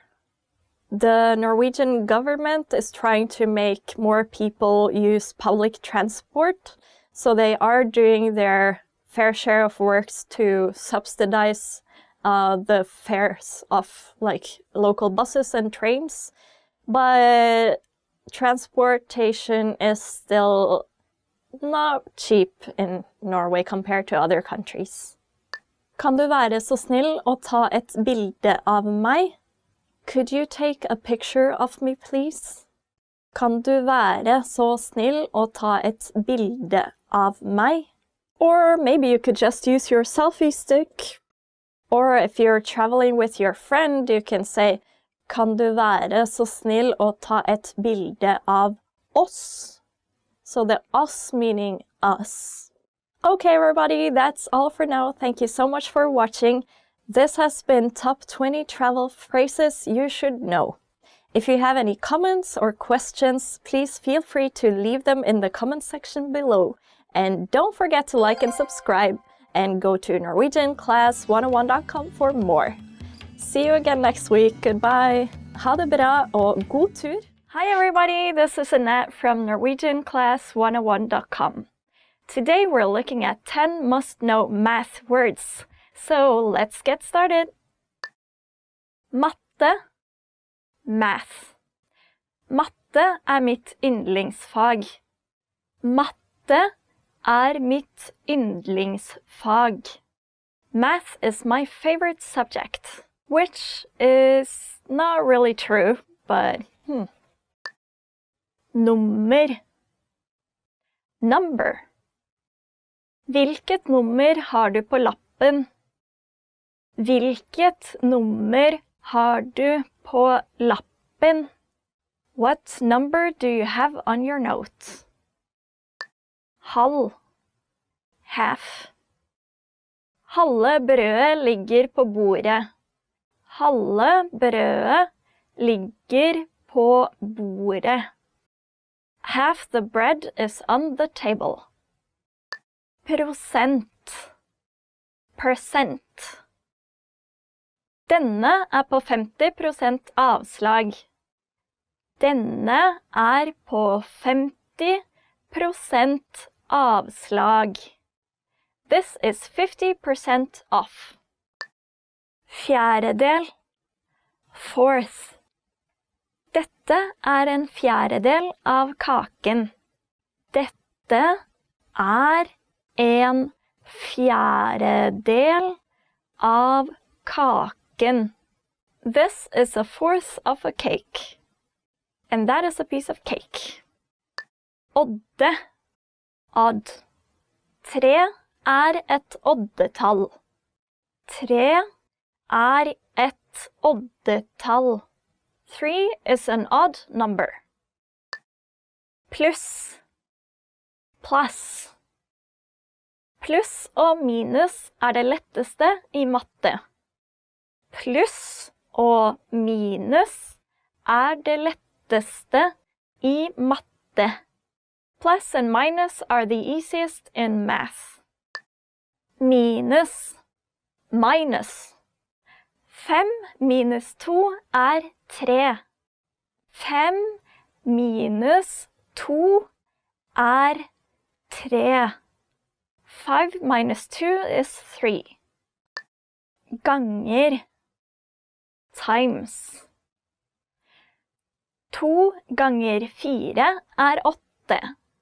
2 ganger 4 8. 2 times 4 is 8. Dele. To divide. Kan du dele dette eplet i 2? Kan du dele dette eplet i 2? Can you divide this apple in half? Okay guys, that's it for today. We have looked at 10 must-know math words.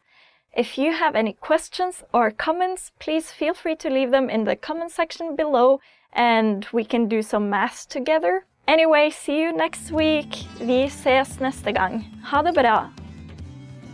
Hi everyone, this is Annette from NorwegianClass101.com.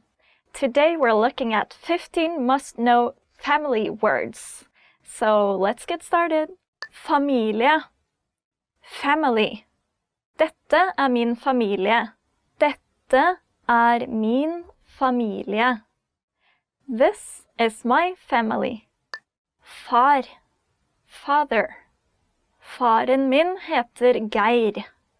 Faren min heter Geir. My father's name is Geir. My father's name is Trond, like the city Trondheim. Hello, Dad! Mann. Husband. Mannen min og jeg har vært gift i 5 år. Mannen min og jeg har vært gift i 5 år. My husband and I have been married for 5 years. Mann can also mean the same as in English, man. So sometimes you have to judge out of context whether it is husband or man the person is referring to. Son. Son. Jeg har 2 sønner. Jeg har 2 sønner. I have 2 sons. Bror. Brother. Broren min 3 år eldre enn meg. Broren min 3 år eldre enn meg. My brother is 3 years older than me. I actually do have a brother, but he's 2 years younger than me. 2 år yngre. Onkel. Uncle. Onkelen min ligner veldig mye på pappa. Onkelen min ligner veldig mye på pappa. My uncle looks a lot like my dad. Hello, uncle. Hope you're watching this video. Bestefar. Grandfather. Bestefar 86 år gammel.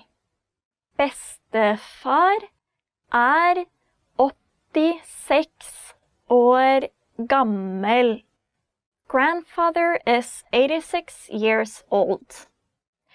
The word bestefar means best father. In Norwegian, you can actually distinguish between farfar, father's father, and morfar, mother's father. And the same goes for grandmother as well, so it's very easy to remember. But then again, you can also use bestefar if you're uncertain of which of the side the grandparent is from. Svigerfar, father-in-law. Min svigerfar veldig hyggelig. Min svigerfar veldig hyggelig. My father-in-law is very nice. And that is true. Mor, mother. Min mor jobber som sykepleier. Min mor jobber som sykepleier. My mother works as a nurse. Actually, my mother is working as a teacher. lærer. Hi, mom. Datter, daughter. Datteren min går på ungdomsskolen. Datteren min går på ungdomsskolen. My daughter goes to secondary school. Søster, sister. Min søster bor nærme meg. Min søster bor nærme meg. My sister lives close to me. I don't have any sisters, just a brother. Kone, wife. Min kone flink til å lage mat. Min kone flink til å lage mat. My wife is good at making food. No, I don't have a wife. Svigermor, mother-in-law. Svigermoren min masete. Svigermoren min masete. My mother-in-law is fussy. Bestemor, grandmother. Bestemoren min har gått bort. Bestemoren min har gått bort. My grandmother passed away. And again, bestemor means best mother. You can also say farmor for dad's mother or mormor for mother's mother. Partner, partner. Han en veldig god partner. Han en veldig god partner. He is a very good partner. That's it for now. We've just gone through 15 must-know family words. If you have any family words you want to know more about, please let us know in the comment section below. And don't forget to like and subscribe and go to norwegianclass101.com for more. Thank you, og vi ses neste gang. Hi everybody, this is Annette from norwegianclass101.com. Today we're looking at top 10 words you must know for the restaurant. Let's get started. Kellner, kellner, waiter. Kellner, waiter. Kan du spørre etter kelneren? Kan du spørre etter kelneren? Can you ask for the waiter? Servitrise. Servitrise. Waitress. Servitrise. Waitress.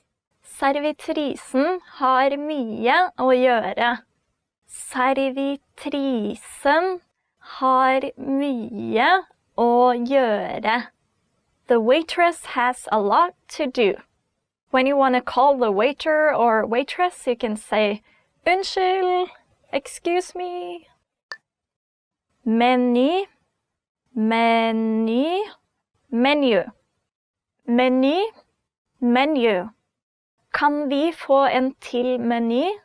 Kan vi få en til meny? Can we have another menu? So Norway doesn't have that many traditional dishes as some other countries.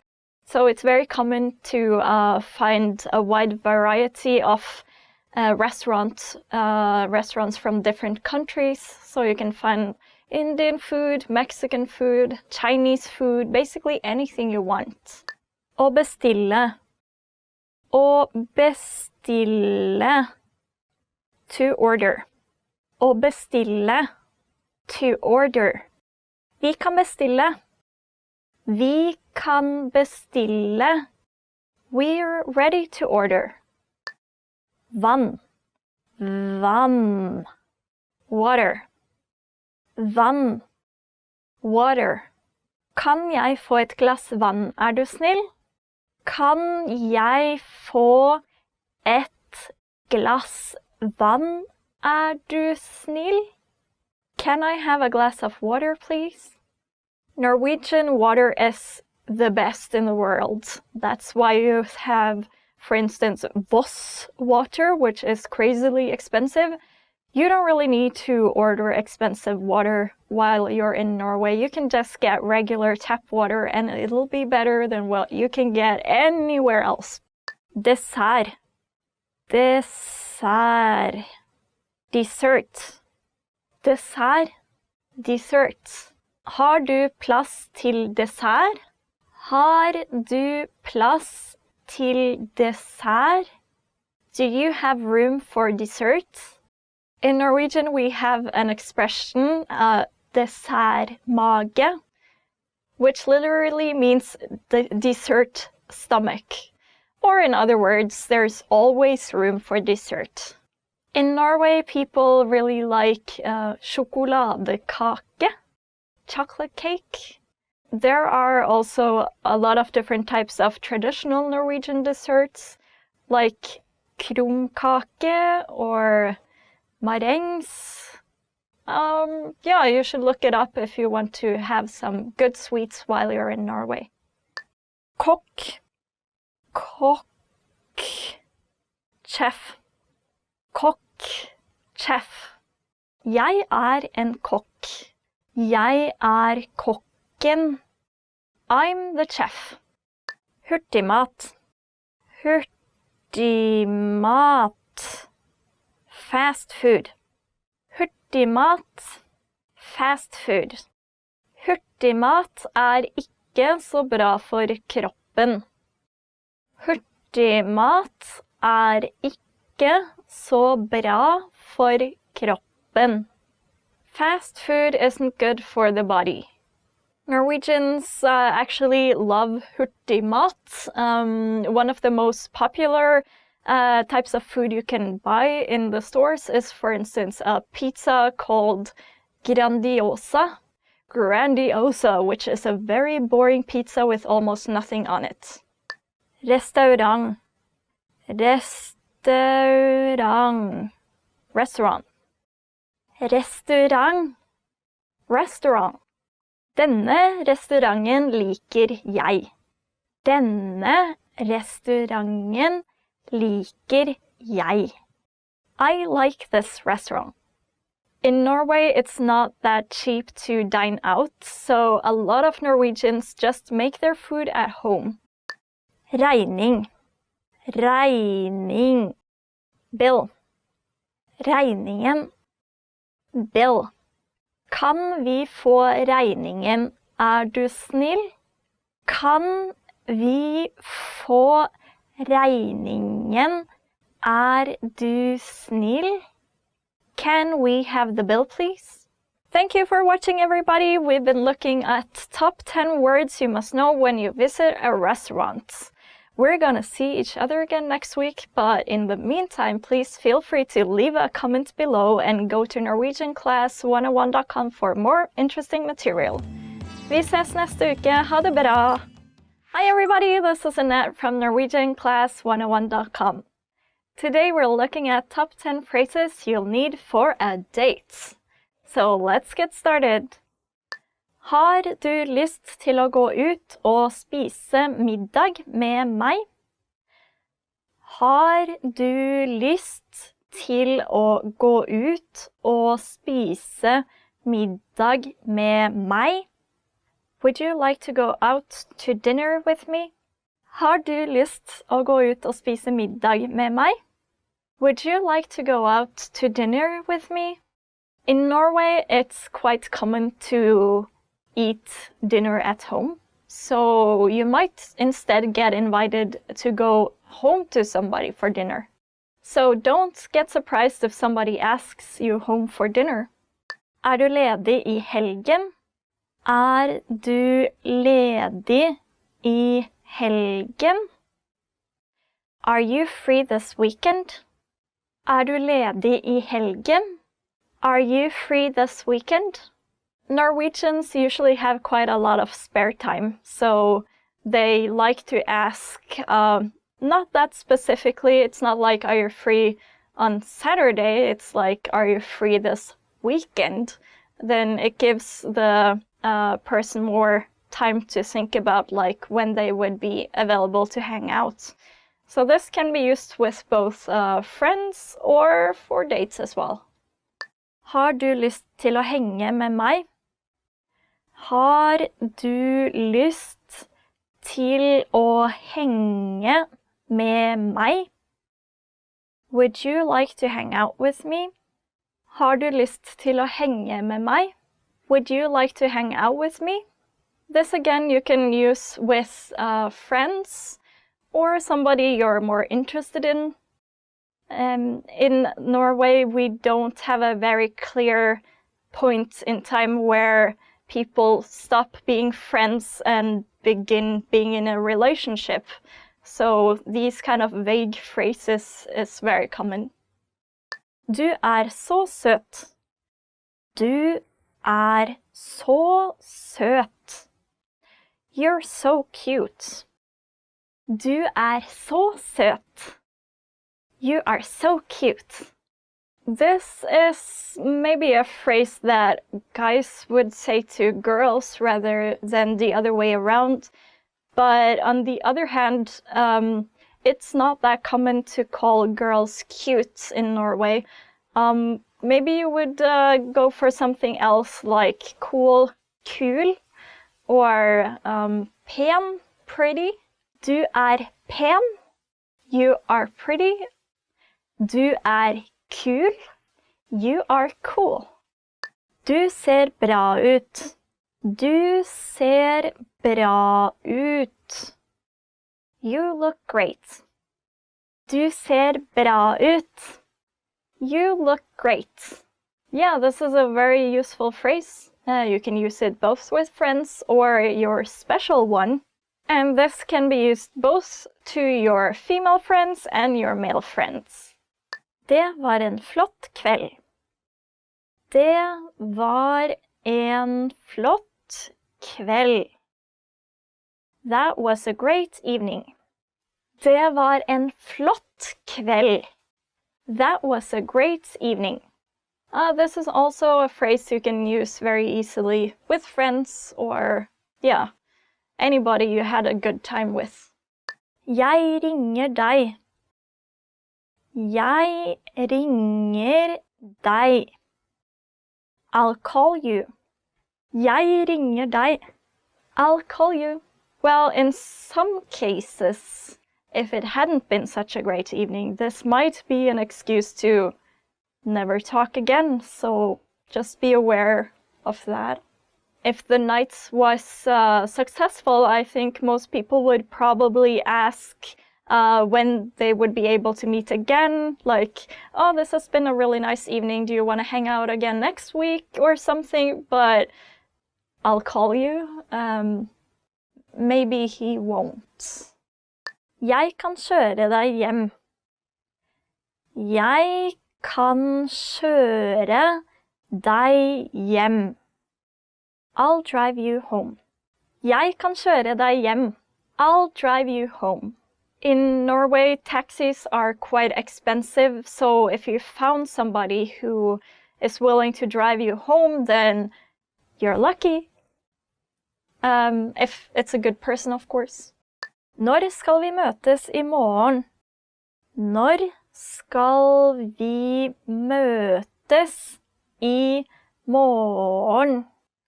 What time shall we meet tomorrow? Når skal vi møtes i morgen? What time shall we meet tomorrow? As you might know, Norway has very short work hours. So even during the weekdays, it is easy to meet up after work. And since it's during the summer, it's usually light outside until very late. So you might want to go out in the nature, maybe do some barbecue or something. Anything is possible. Kan vi møtes igjen? Kan vi møtes igjen? Can I see you again? Kan vi møtes igjen? Can I see you again? Well, if somebody asks you this question, then you've probably made a good impression. Good job. Okay, everybody, that's all for today. We've been looking at top 10 phrases you'll need for a date. Please let me know if you could use these phrases successfully and get yourself a Norwegian date in the comment section below. And please don't forget to like and subscribe and go to norwegianclass101.com for more information. See you again next week. Ha det bra, vi ses igjen neste uke.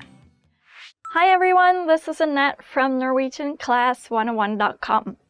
Today we're looking at top 10 phrases your parents always say. So let's get started. Vær forsiktig. Vær forsiktig. Be careful.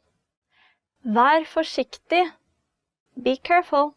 This is something you've probably heard from your parents quite a lot. Vær stille. Vær stille. Be quiet. Vær stille. Be quiet. Yeah, so this is probably a phrase that not only your parents, but also your teacher would say if you're making chit-chats during class. Are you paying attention? Oppfør deg. Oppfør deg. Behave. Oppfør deg. Behave. Well, yeah, it's important to behave. This is probably a phrase you wouldn't hear too often because it's a bit strict. But if you're dealing with really annoying kids, then this is probably what you would say to them to make them behave. Gjør leksene dine. Gjør leksene dine. Do your homework. Gjør leksene dine. Do your homework. I was usually a good child, so my parents didn't have to say this to me too often. But, you know, kids, it's not that fun to do homework, so you might want to use this phrase from time to time. Gå til sengs. Gå til sengs. Go to bed. Gå til sengs. Go to bed. And we all know that it's more fun to stay up with the adults and have fun than to go to bed. So, yeah, this is something I heard more than once in my childhood. Jeg kommer til å telle til 3. Jeg kommer til å telle til 3. I'm gonna count to 3. Jeg kommer til å telle til 3. I'm gonna count to 3. Well, you know you've probably done something not too good if your parents use this phrase with you, so be careful. Stop. Stop. Stop. Stop. Stop. So me and my brother would sometimes get into fights, and I would have to tell him to stop å lugge, which means stop pulling my hair. Hva sa du? Hva sa du? What did you say? Hva sa du? What did you say?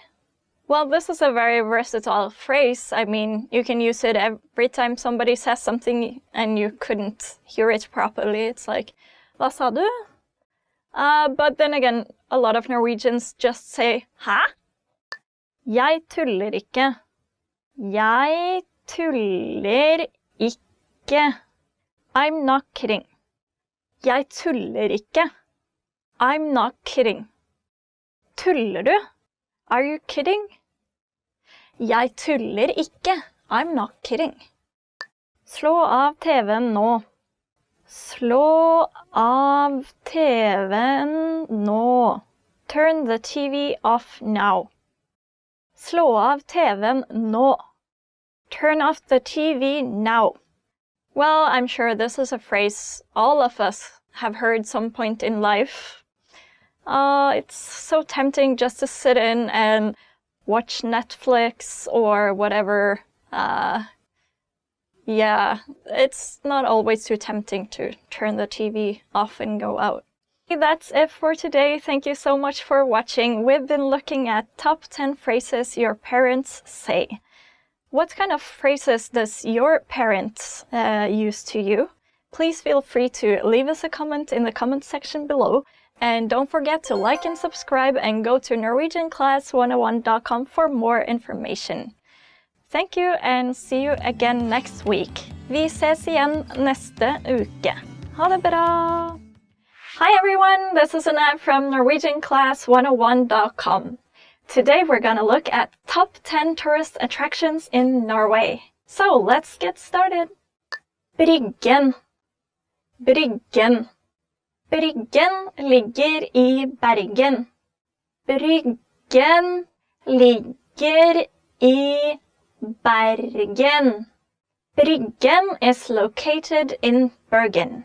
So actually, Bryggen means the harbor. And this is a very famous tourist spot, which is also on UNESCO's World Heritage List. And I used to work part-time at Bryggen in Bergen for some years. So this is a place I would really recommend. Det kongelige slott. The Royal Palace. Det kongelige slott der hvor kongen bor. Det kongelige slott der hvor kongen bor. The king lives in the royal palace. Actually, the Norwegian royal family is very close to the Norwegian people, and don't be surprised if you visit the palace and see the king walk around outside, if you're lucky. Geirangerfjorden. The Geiranger Fjord. Geirangerfjorden en flott fjord. Geirangerfjorden en flott fjord. Geirangerfjorden is a great fjord. And as you might know, the word fjord actually comes from Norwegian fjord. So for those of you who don't know, fjord is a very long and narrow valley where basically the glacier has melted and kind of created this very steep mountain formation. Holmenkollbakken. Holmenkollbakken. Holmenkollbakken et skihopp. Holmenkollbakken et skihopp. Holmenkollbakken is a ski jump.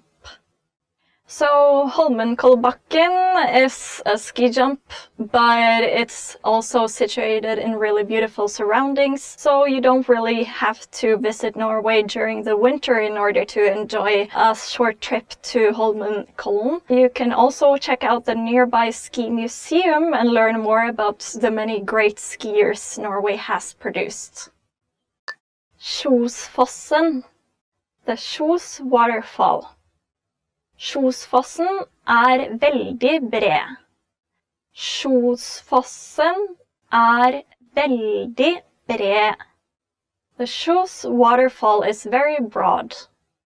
Norway is known worldwide for its beautiful nature, so you don't have to visit this exact waterfall. There are many others you can see around in Norway as well. Lillehammer.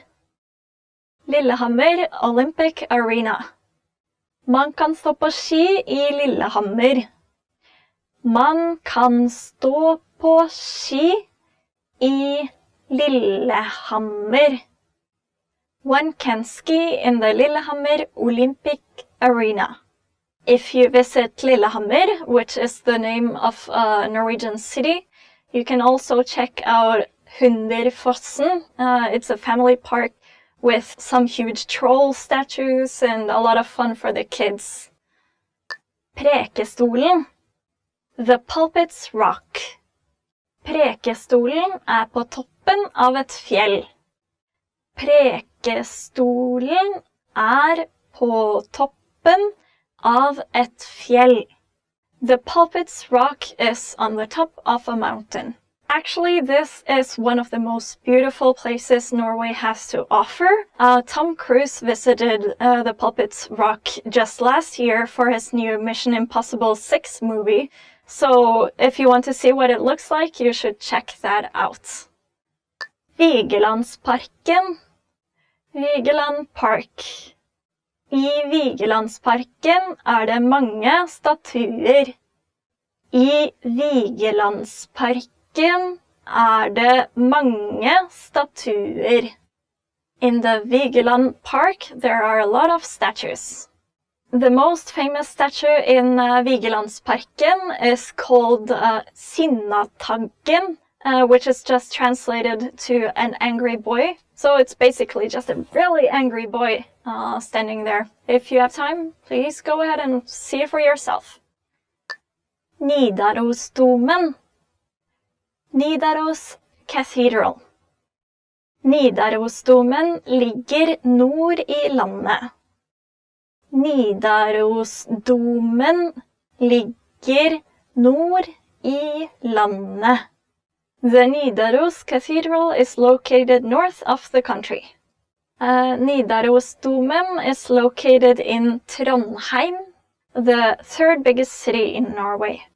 Nidarosdomen is the burial place of an ancient Norwegian king, and it is also the northernmost medieval cathedral in the world, so it might be interesting to check out if you're in Trondheim.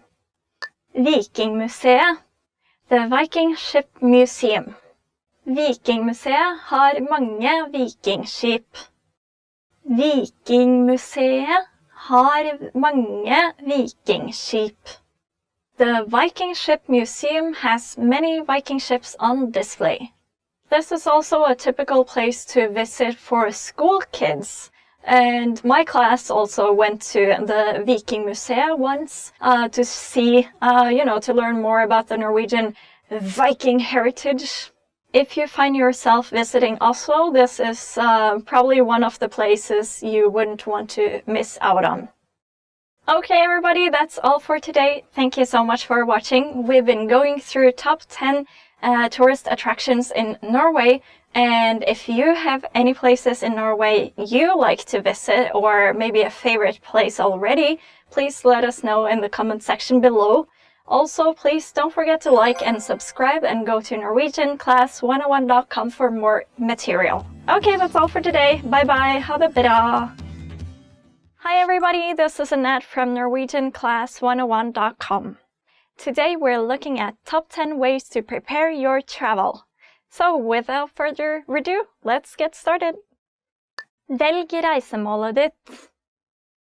Choose your destination. Vennligst velg reisemålet ditt. Vennligst velg reisemålet ditt. Please choose your destination. Well, choosing a good destination is certainly step number 1 of your travel. Kjøpe en guidebok. To buy a guidebook. Jeg skal kjøpe en guidebok. Jeg skal kjøpe en guidebok. I'll buy a guidebook. Nowadays, you can find a lot of information just by searching the internet as well, so traveling is getting more and more easy. Spare penger. To save money.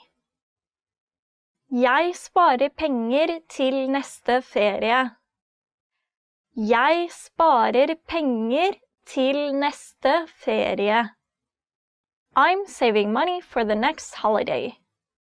Well, as you probably already know, traveling is slightly expensive in Norway, so make sure you've earned and saved up a lot of money before you go there, and you'll find that you can travel around easier.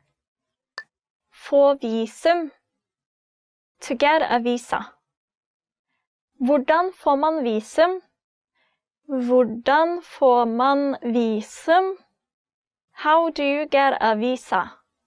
So I guess the rules and practices for getting a visa to Norway depends on your country of origin. If you're lucky, you might be able to go to Norway without a visa.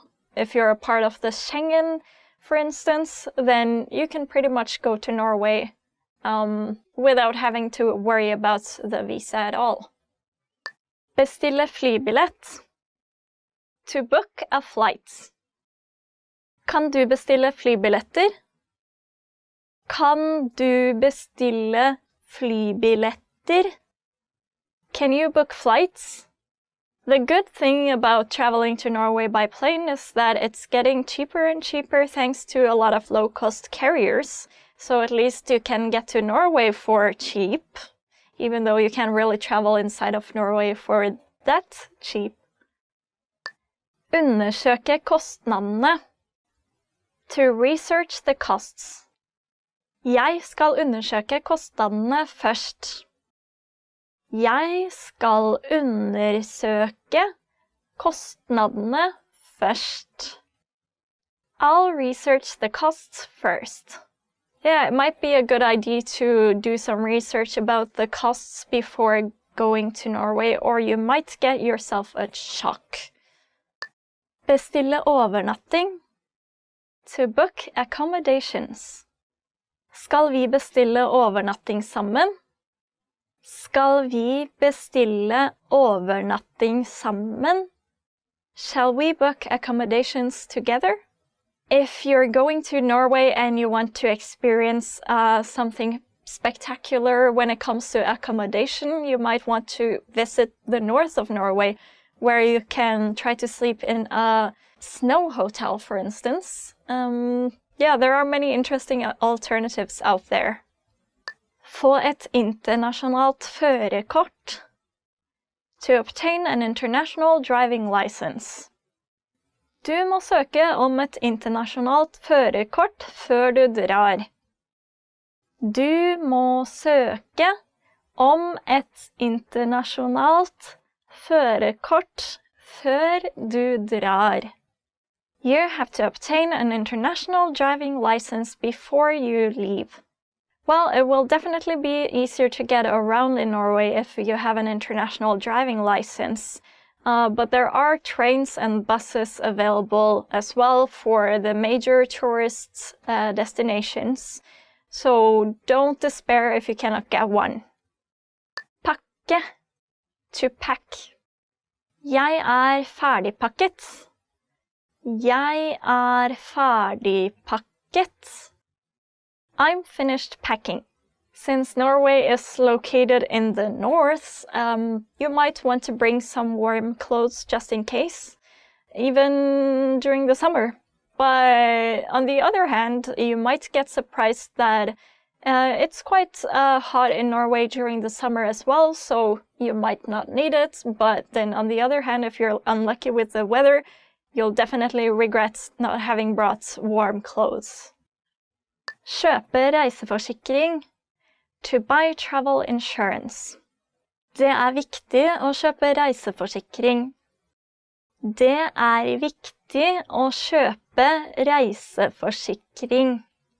It is important to buy travel insurance. Well, yeah, I actually experienced getting into an accident surfing in Bali many years ago, and if I didn't have a travel insurance back then, it would have cost me a fortune. So whatever you do, please don't forget to buy your travel insurance. Okay, everybody, that's all for now. Thank you so much for watching. We've been looking at top 10 ways to prepare your travel.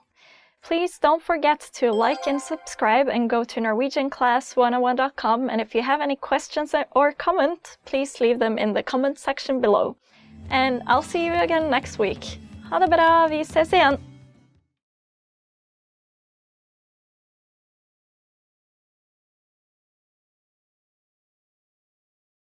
Hi everybody, this is Annette from NorwegianClass101.com. Today we're looking at top 10 most romantic ideas for a date. So let's get started.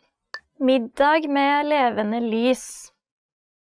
Middag med levende lys. Candlelit dinner. Middag med levende lys. Candlelit dinner. Jeg satte opp en middag med levende lys. Jeg satte opp en middag med levende lys. I set up a candlelit dinner.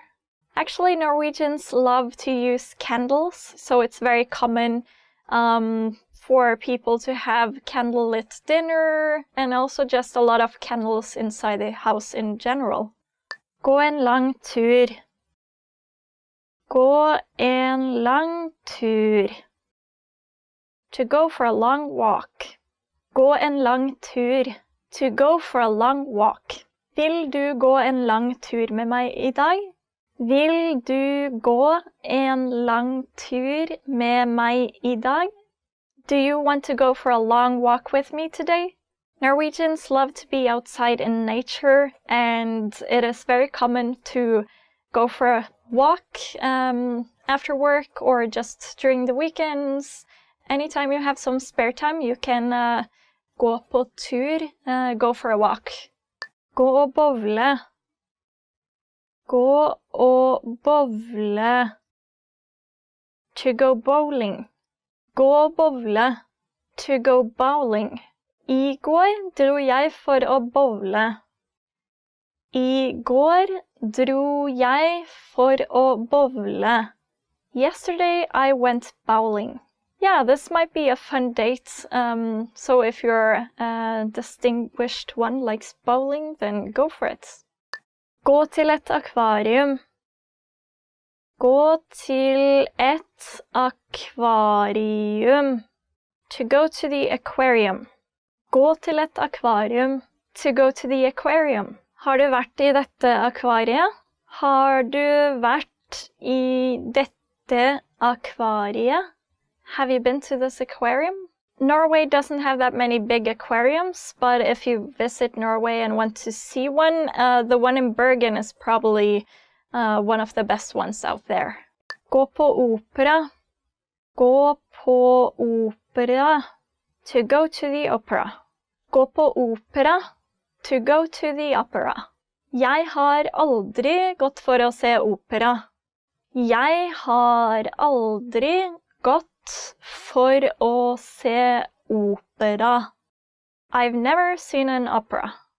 Yeah, I'm not quite sure if I ever did see an opera. It's not really my type of entertainment, but if you find yourself in Norway and you want to see one, there's a very famous opera house in Oslo, which I would recommend, not just for the opera, but also for the architecture.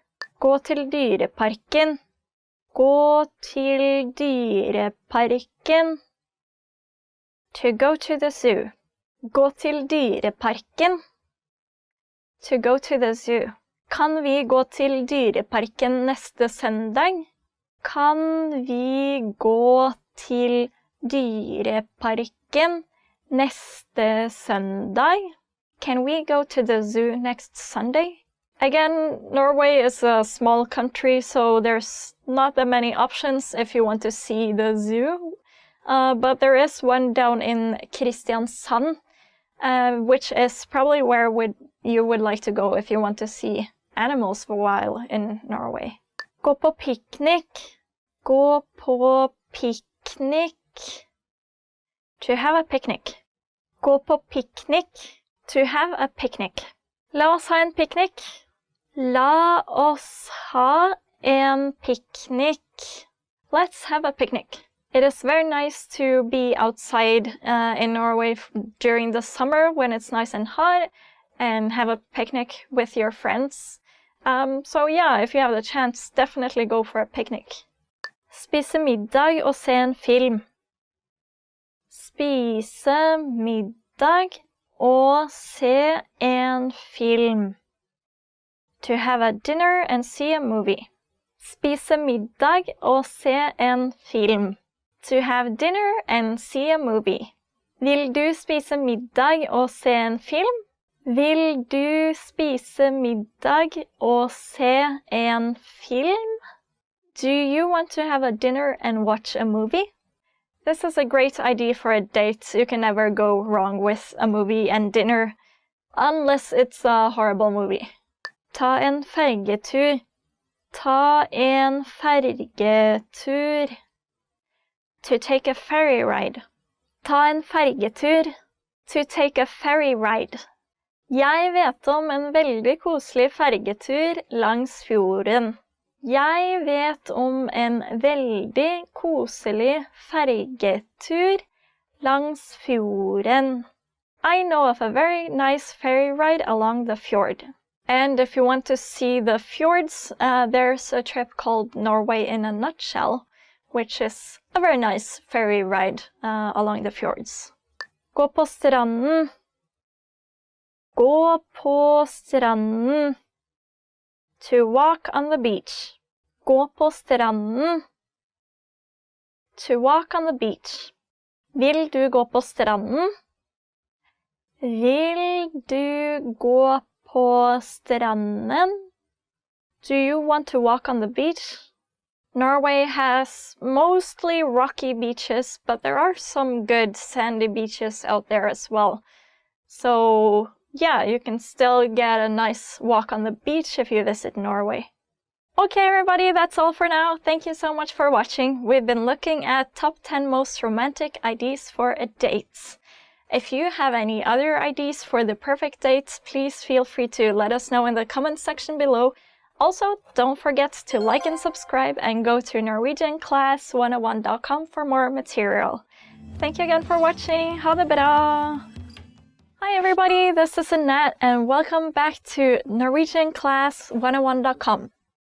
Today we're looking at top 10 phrases you must know when having a baby. So let's get started. Bytte en bleie. To change a diaper.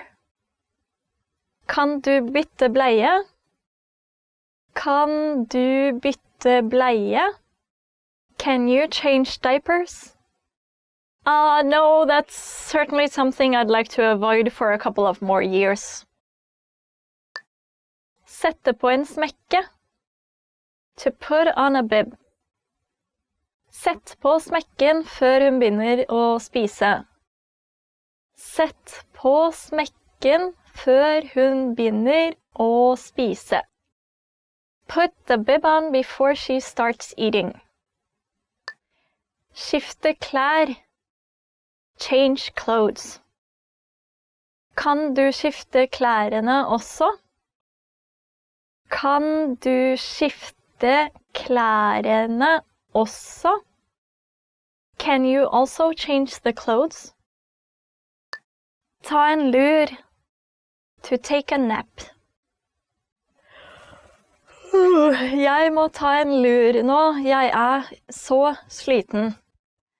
Jeg må ta en lur nå. Jeg er så sliten. I must take a nap. I'm so tired. I'm getting a bit tired here. Kjøpe et barnesete. To buy a child seat. Skal vi kjøpe et barnesete? Skal vi kjøpe et barnesete?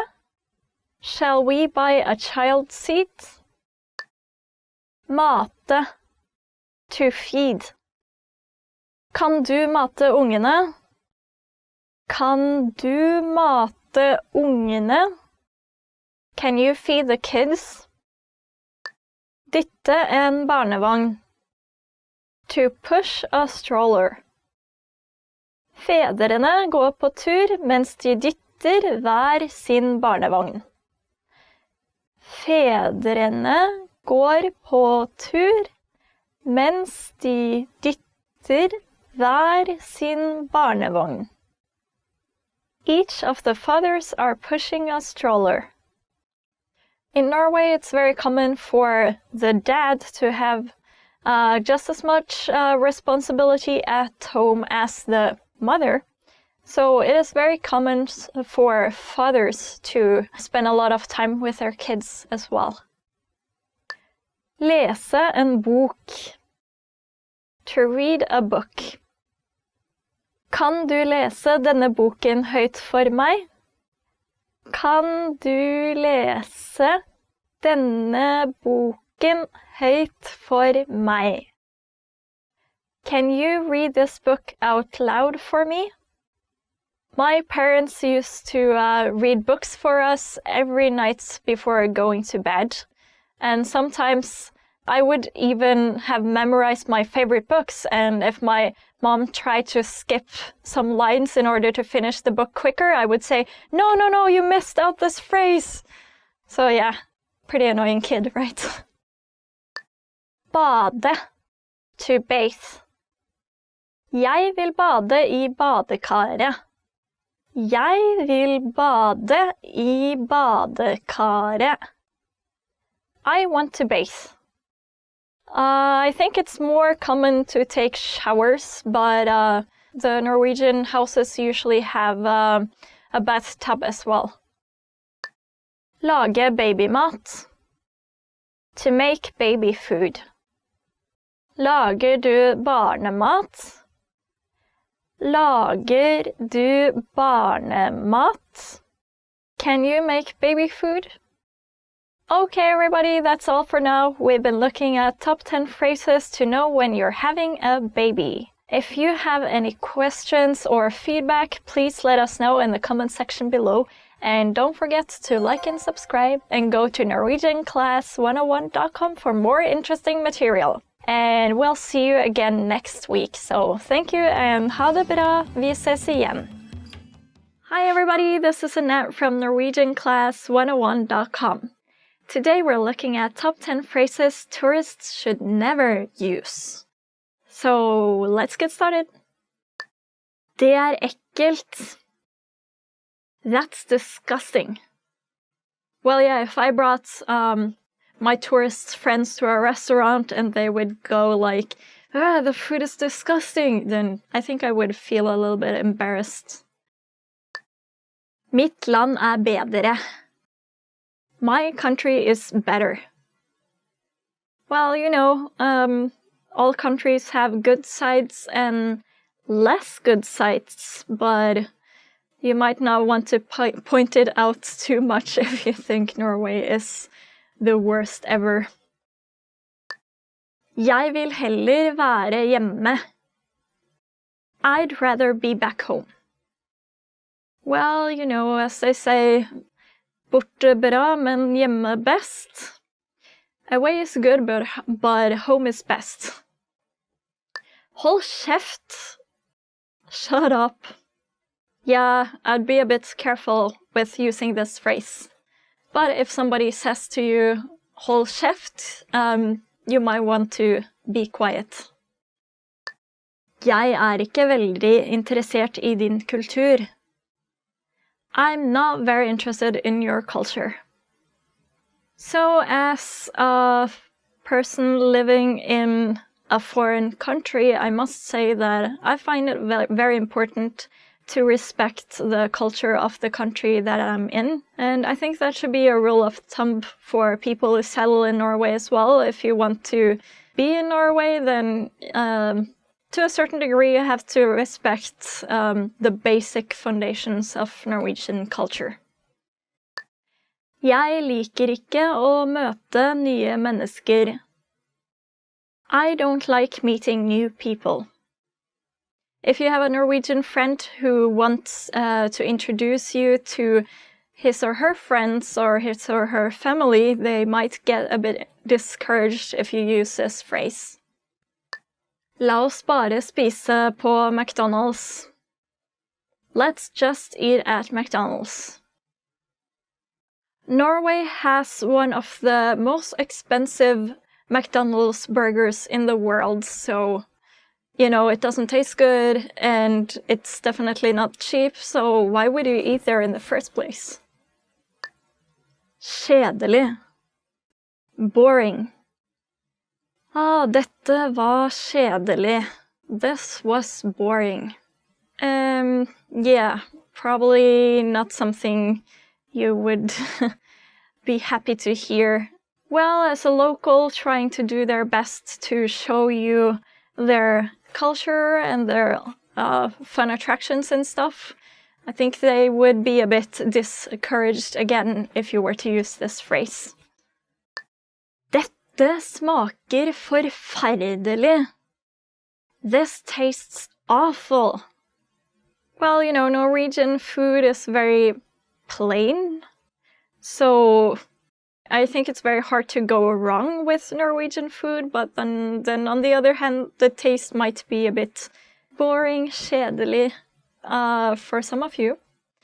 But either way, You should probably not say that it tastes awful. Jeg kommer til å tilbringe dagen på hotellet.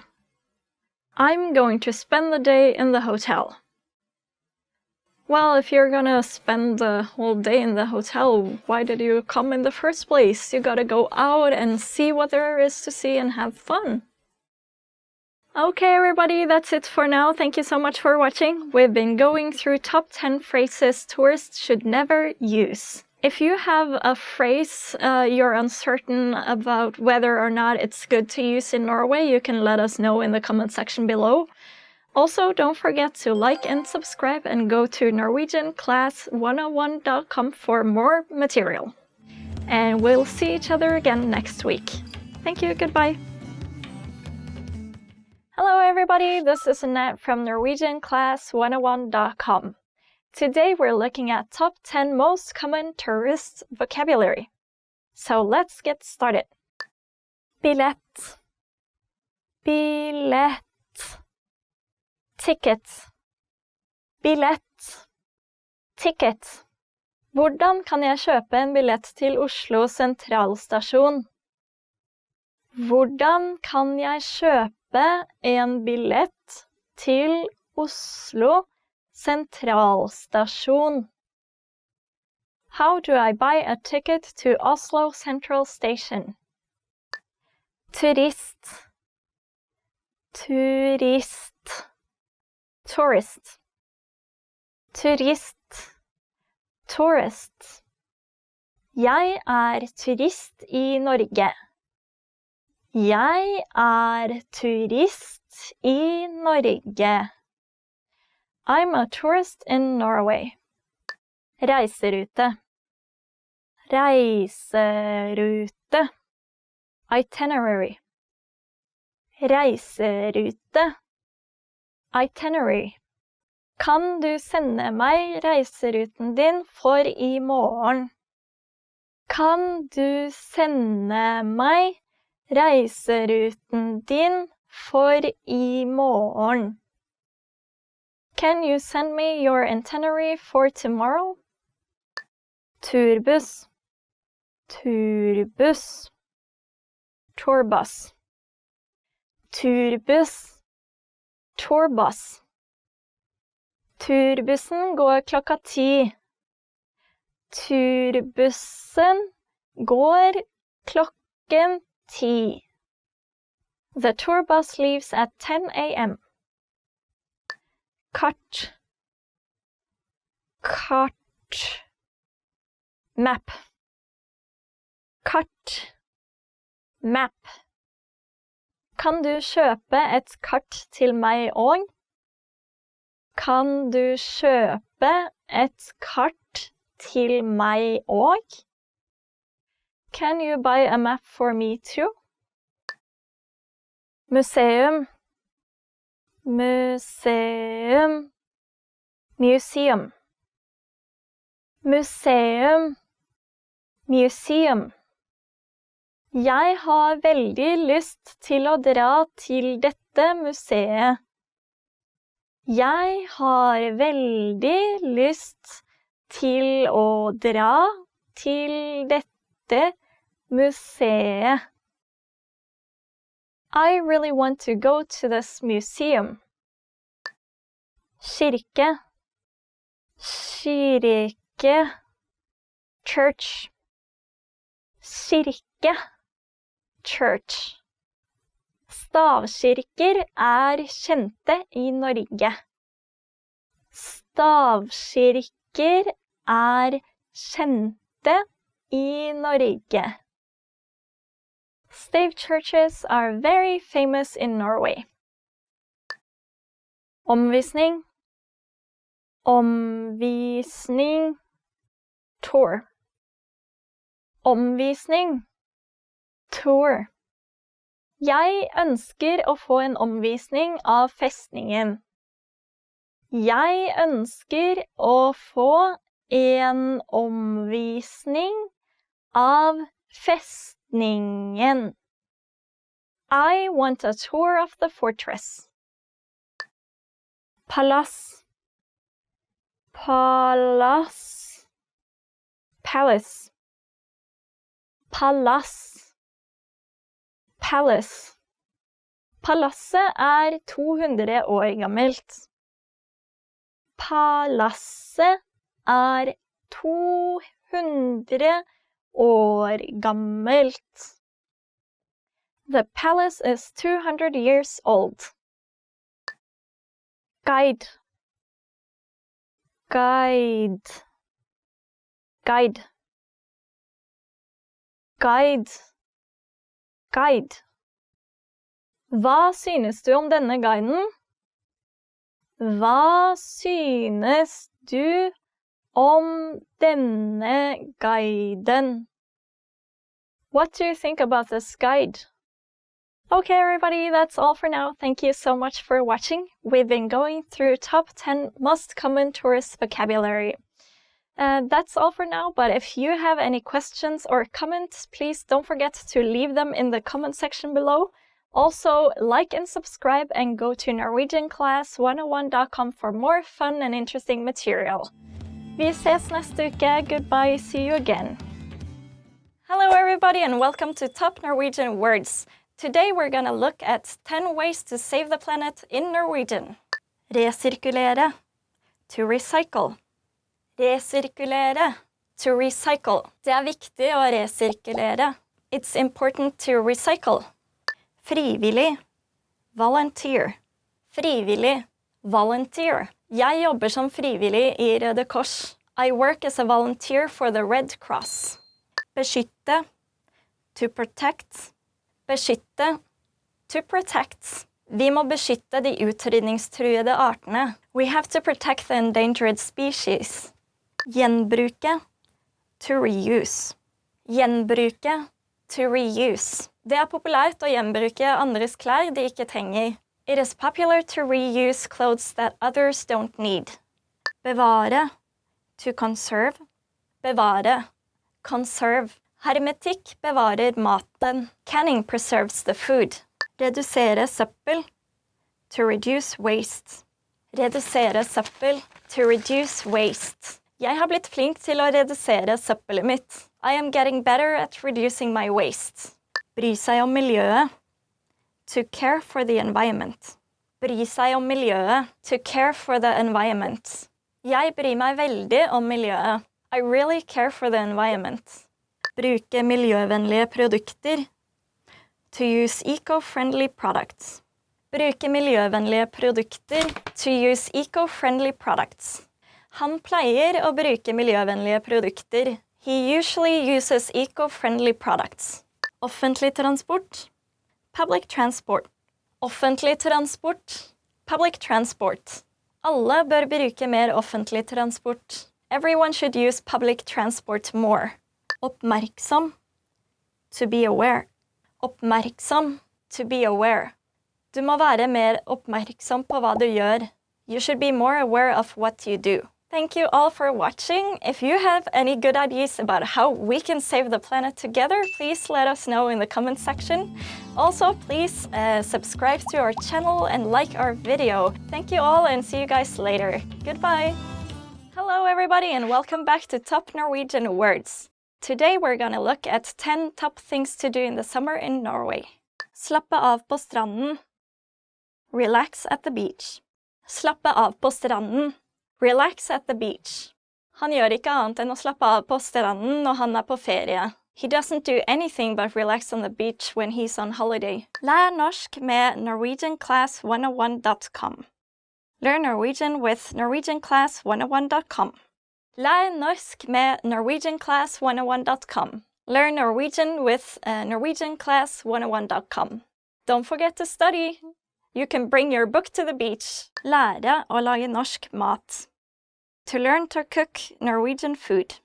Lære å lage norsk mat. To learn to cook Norwegian food. Dette et kokkekurs for å lære å lage norsk mat. This is a cooking course to learn to cook Norwegian food. Norwegian fish is really delicious. You should try some salmon or some mackerel. Ha en grillfest. To have a barbecue. Ha en grillfest. To have a barbecue. Jeg skal ha en grillfest hjemme hos meg I morgen. I am having a barbecue at my place tomorrow. In Norway, it's very expensive to dine out, so a lot of people would have grillfests at their home. So if you make any Norwegian friends, make sure you get the chance to go to a grillfest. Feste hele natten. To party all night. Feste hele natten. To party all night. I dag skal vi feste hele natta. Today we will be partying all night. Party, party. Få brunfarge. To get a tan. Få brunfarge. To get a tan. Jeg ligger ofte på balkongen for å få brunfarge. I often lie on the balcony to get a tan. Actually, Norwegians love getting a tan so much that a lot of them would go to a tanning salon, solarium, in the winter. Gå tur. To go hiking. Gå tur. To go hiking. Jeg elsker å gå tur I fjellene. I love to go hiking in the mountains. This phrase you can actually use very often just to say I want to go for a stroll, for instance. Skal vi gå på tur? Let's go for a stroll. Jobbe deltid. To work a part-time job. Jobbe deltid. To work a part-time job. Jeg jobber deltid I sommer for å tjene penger. I work at a part-time job this summer to earn money. In Norway, it's common to take a summer job, sommerjobb. Ha det gøy med venner. To have fun with friends. Ha det gøy med venner. To have fun with friends. Med vennene mine har jeg det alltid gøy. I always have fun with my friends. Delta på sommerskole. To attend summer school. Delta på sommerskole. To attend summer school. I år skal jeg delta på sommerskole. This year I will attend a summer school. To learn more Norwegian. Okay, everybody, this is all for now. Please let us know what you like to do in the summer in the comments section. Please feel free to like our video, subscribe to our channel, and go to norwegianclass101.com for more resources. See you soon. Goodbye. Hello and welcome back to Top Norwegian Words. Today we're gonna look at 20 words you'll need for the beach. Solbriller. Sunglasses. Solbriller, sunglasses. Jeg glemte solbrillene mine på toalettet. I forgot my sunglasses in the toilet. Strand, beach. Strand, beach. På sommeren elsker jeg å ligge på stranda og sole meg. In the summer, I love lying on the beach and tan. Svømming, swimming. Svømming, swimming. Min sønn synes svømming veldig gøy. My son thinks swimming is a lot of fun. Who doesn't love to swim? Sol, sun. Sol, sun. I dag skinner sola. Today the sun is shining. Palmetre, palm tree. Palmetre, palm tree. I Spania finnes det mange palmetrær siden det varmt. In Spain there are a lot of palm trees as it is warm. Shell, seashell. Shell, seashell. På stranda var det mange fine skjell. There were many nice seashells at the beach. Badedrakt. Swimsuit. Badedrakt. Swimsuit. Kan du legge badedrakten min I veska? Can you put my swimsuit in the bag? And of course nowadays it's very common to wear a bikini. Bikini. Hav. Ocean. Hav. Ocean. Havet veldig stort. The ocean is very large. You might also hear the word sjø, which means sea. Livvakt, lifeguard. Livvakt, lifeguard. Livvakten passer på alle de som svømmer I havet. The lifeguard is watching out for everyone who's swimming in the sea. Is, ice cream. Is, ice cream. Kan jeg få en is til? Can I have another ice cream? Strandhåndkle. Beach towel. Strandhåndkle. Beach towel. Dette det nye, store strandhåndkleet jeg har kjøpt meg. This is the new big beach towel I have bought. Strandstol. Beach chair. Strandstol. Beach chair. Kan du spørre mannen om vi kan leie disse strandstolene? Can you ask that man if we can rent these beach chairs? Sandslott. Sand castle. Sandslott. Sandcastle. Barna bygger et sandslott. The children are building a sandcastle. Kjøleboks. Cooler. Kjøleboks. Cooler. Vi bør ta med grillmaten I en kjøleboks. We should bring the barbecue food in a cooler. Tidevann. Tide.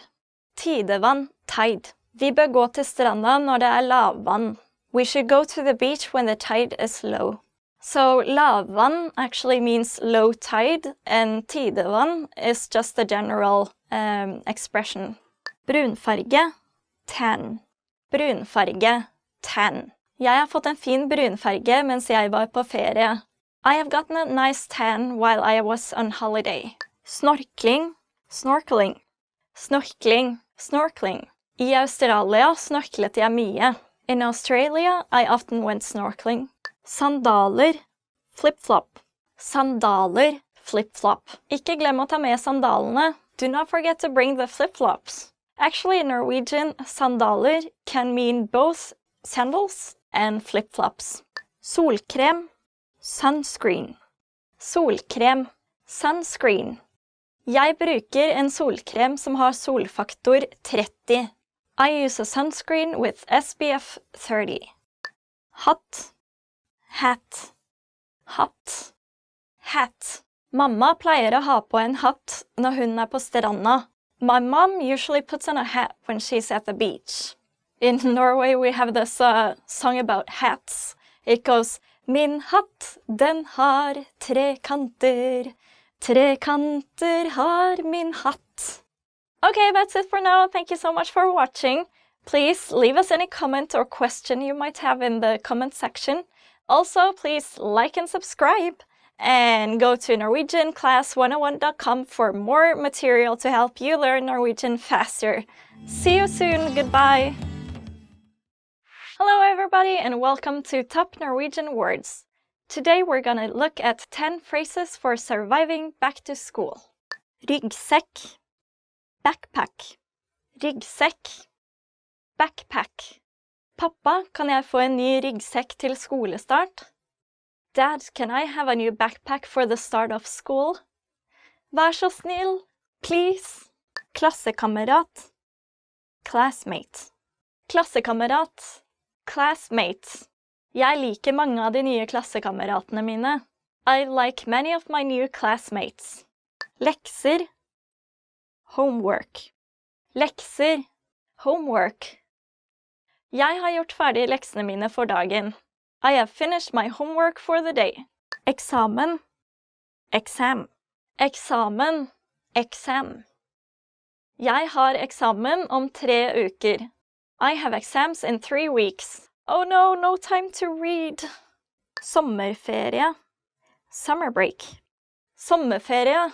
Summer break. Sommerferien over. Summer break is over. My favorite part of the year, and it's over. Skole. School. Skole. School. Det var kjedelig på skolen I dag. School was boring today. No worries, we only have fun lessons here. Studere. Study. Å studere. To study. Jeg studerer business. I study business. Let's get down to business. Det første dagen med timer. It's the first day of class. Dette første dagen med timer. It's the first day of class. So exciting with another semester starting, right? Vi I samme klasse. We're in the same class. Vi I samme klasse. We're in the same class. But luckily it's only once a week. Hvilke timer tar du? What classes are you taking? Hvilke timer tar du? What classes are you taking? Norwegian, of course. Okay, that's all for now. Thank you so much for watching. If you have any questions or comments, please feel free to let us know, especially about maybe going back to school. Also, please like and subscribe, and we'll see you on the sites on NorwegianClass101.com. Thank you and goodbye. Hello and welcome to Top Norwegian Words. Today we're gonna look at 10 must-know autumn vocabulary. Let's get started. Genser. Sweater. Genser, sweater. Denne genseren arvet jeg fra en venn. This sweater I inherited from a friend. Regnete. Rainy. Regnete. Rainy. Det var en regnete dag. It was a rainy day. Vindfullt. Windy. Vindfullt. Windy. I dag det vindfullt, så ta på deg en varm jakke. Today it is windy, so put on a warm jacket. Halloween. Halloween. Halloween. Halloween. Halloween kjempegøy for barna. Halloween is great fun for the kids. Høst. Autumn. Høst. Autumn. Det typisk høstvær I dag. It is typical autumn weather today. Forkjølelse. Cold. Forkjølelse. Cold. Jeg har blitt forkjølet. I have caught a cold. Kastanjenøtt. Chestnut. Kastanjenøtt. Chestnut. Kastanjenøttene faller fra trærne. The chestnuts are falling from the trees. Langermet skjorte. Long-sleeved shirt.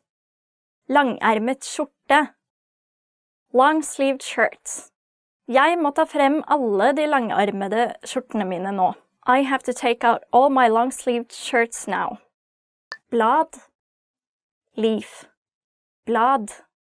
Leaf. Dette bladet var fint. This leaf was pretty. Blad can also mean magazine. Thanksgiving. Høsttakkefest. Thanksgiving. Thanksgiving or høsttakkefest. Thanksgiving. I Amerika feirer de Thanksgiving, høsttakkefest, på høsten. In the United States, they celebrate Thanksgiving in the autumn. So the original Norwegian word for Thanksgiving is høsttakkefest, which means autumn Thanksgiving, but we often also use just the American Thanksgiving as a common word. That's it for now, guys. Thank you for watching the video.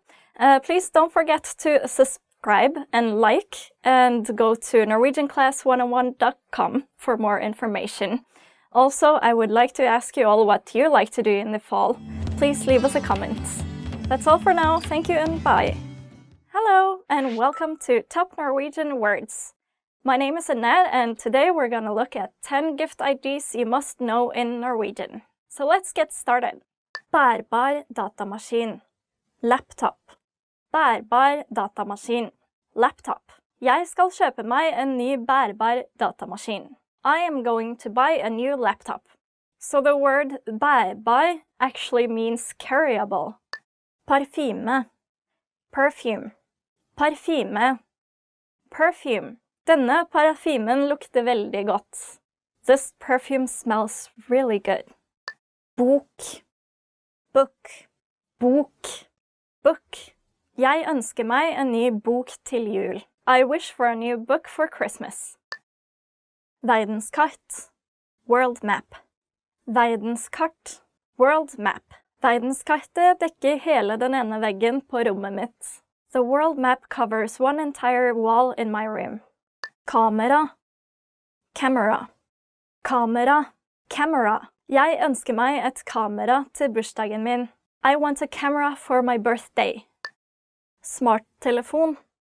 Smartphone. Smarttelefon. Smartphone. Mobilen min begynner å bli ødelagt, så jeg lurer på om jeg skal gå over til en smarttelefon. My mobile phone is starting to break, so I'm wondering if I should switch to a smartphone. Spillkonsoll. Game console. Spillkonsoll. Game console. Sønnen min ønsker seg enda en ny spillkonsoll. My son wants another new game console. Ordbok. Dictionary. Ordbok. Dictionary. Ordbøker gode å ha med seg til eksamen. Dictionaries are good to bring to the exam. And actually the word ordbok means word book. So now you know 2 words in one go. En flybillett til Norge. A plane ticket to Norway. En flybillett til Norge. A plane ticket to Norway. Kan du kjøpe en flybillett til Norge for 2 personer? Can you buy a plane ticket to Norway for 2 people? Or just one for me? Blomster. Flowers. Blomster. Flowers. Jeg vil ha blomster på valentinsdagen. I want flowers on Valentine's Day. And you can notice the word blomster is very similar to English bloom. Okay guys, that's all for today. If you have any gifts you would want to have, please write them in the comment section. Personally, I would like, there's just too many things to choose from. Well, anyway, I would like to know what you want to have. So let us know, leave the comments, and check out NorwegianClass101.com. And see you next time. Goodbye. Hello, and welcome back to Top Norwegian Words. My name is Annette, and today we're looking at what are your top 10 language learning goals for the year? Jeg skal lese ferdig en norsk bok ved å lese 10 sider om dagen. I'll finish reading one Norwegian book by reading 10 pages a day. Jeg skal lese ferdig en norsk bok ved å lese 10 sider om dagen. I'll finish reading one Norwegian book by reading 10 pages a day. It's really hard reading a book in a new foreign language when you have to check the dictionary all the time, but keep it up, you can do it. Jeg skal bestå norsktesten min. I'll pass my Norwegian test. Jeg skal bestå norsktesten min. I'll pass my Norwegian test. You know how there's always so many things you don't know about your own language until somebody asks you, like, why do you use this word in this context? And you're like, I don't know, it doesn't really make sense. Just remember it. Jeg vil forstå en norsk film helt ved å se den hver dag. I'll fully understand one Norwegian movie by watching it every day. Jeg vil forstå en norsk film helt ved å se den hver dag. I'll fully understand one Norwegian movie by watching it every day. I don't think I would have the patience to watch the same movie every single day. But if that's the way you learn, then you gotta do what you gotta do. So maybe some of you already know the Norwegian drama Skam, Shame. Well, instead of watching the same movie every single day, you could watch the whole drama. Jeg skal gi en 3 minutters innledende tale på norsk til mine norske venner. I'll give a 3 minutes introductory speech in Norwegian to my Norwegian friends. Jeg skal gi en 3 minutters innledende tale på norsk til mine norske venner. I'll give a 3 minute introductory speech in Norwegian to my Norwegian friends. It's always good having friends who can help you learn, so make some Norwegian friends and practice. Jeg skal lære 5 norske sanger utenat. I'll memorize 5 Norwegian songs. Jeg skal lære 5 norske sanger utenat. I'll memorize 5 Norwegian songs. Yeah, you should check out DDE or DDE. They have some really fun Norwegian songs that everybody knows and that everybody likes to sing along to. So that's the way to go if you want to be good at Norwegian songs.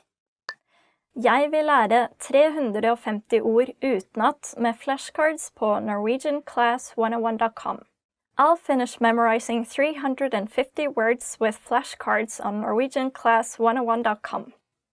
Jeg vil lære 350 ord utenat med flashcards på NorwegianClass101.com. I'll finish memorizing 350 words with flashcards on NorwegianClass101.com. Yeah, flashcards are really useful. You can just repeat the words you don't remember until they stick. Jeg skal skrive 10 postkort på norsk til mine norske venner.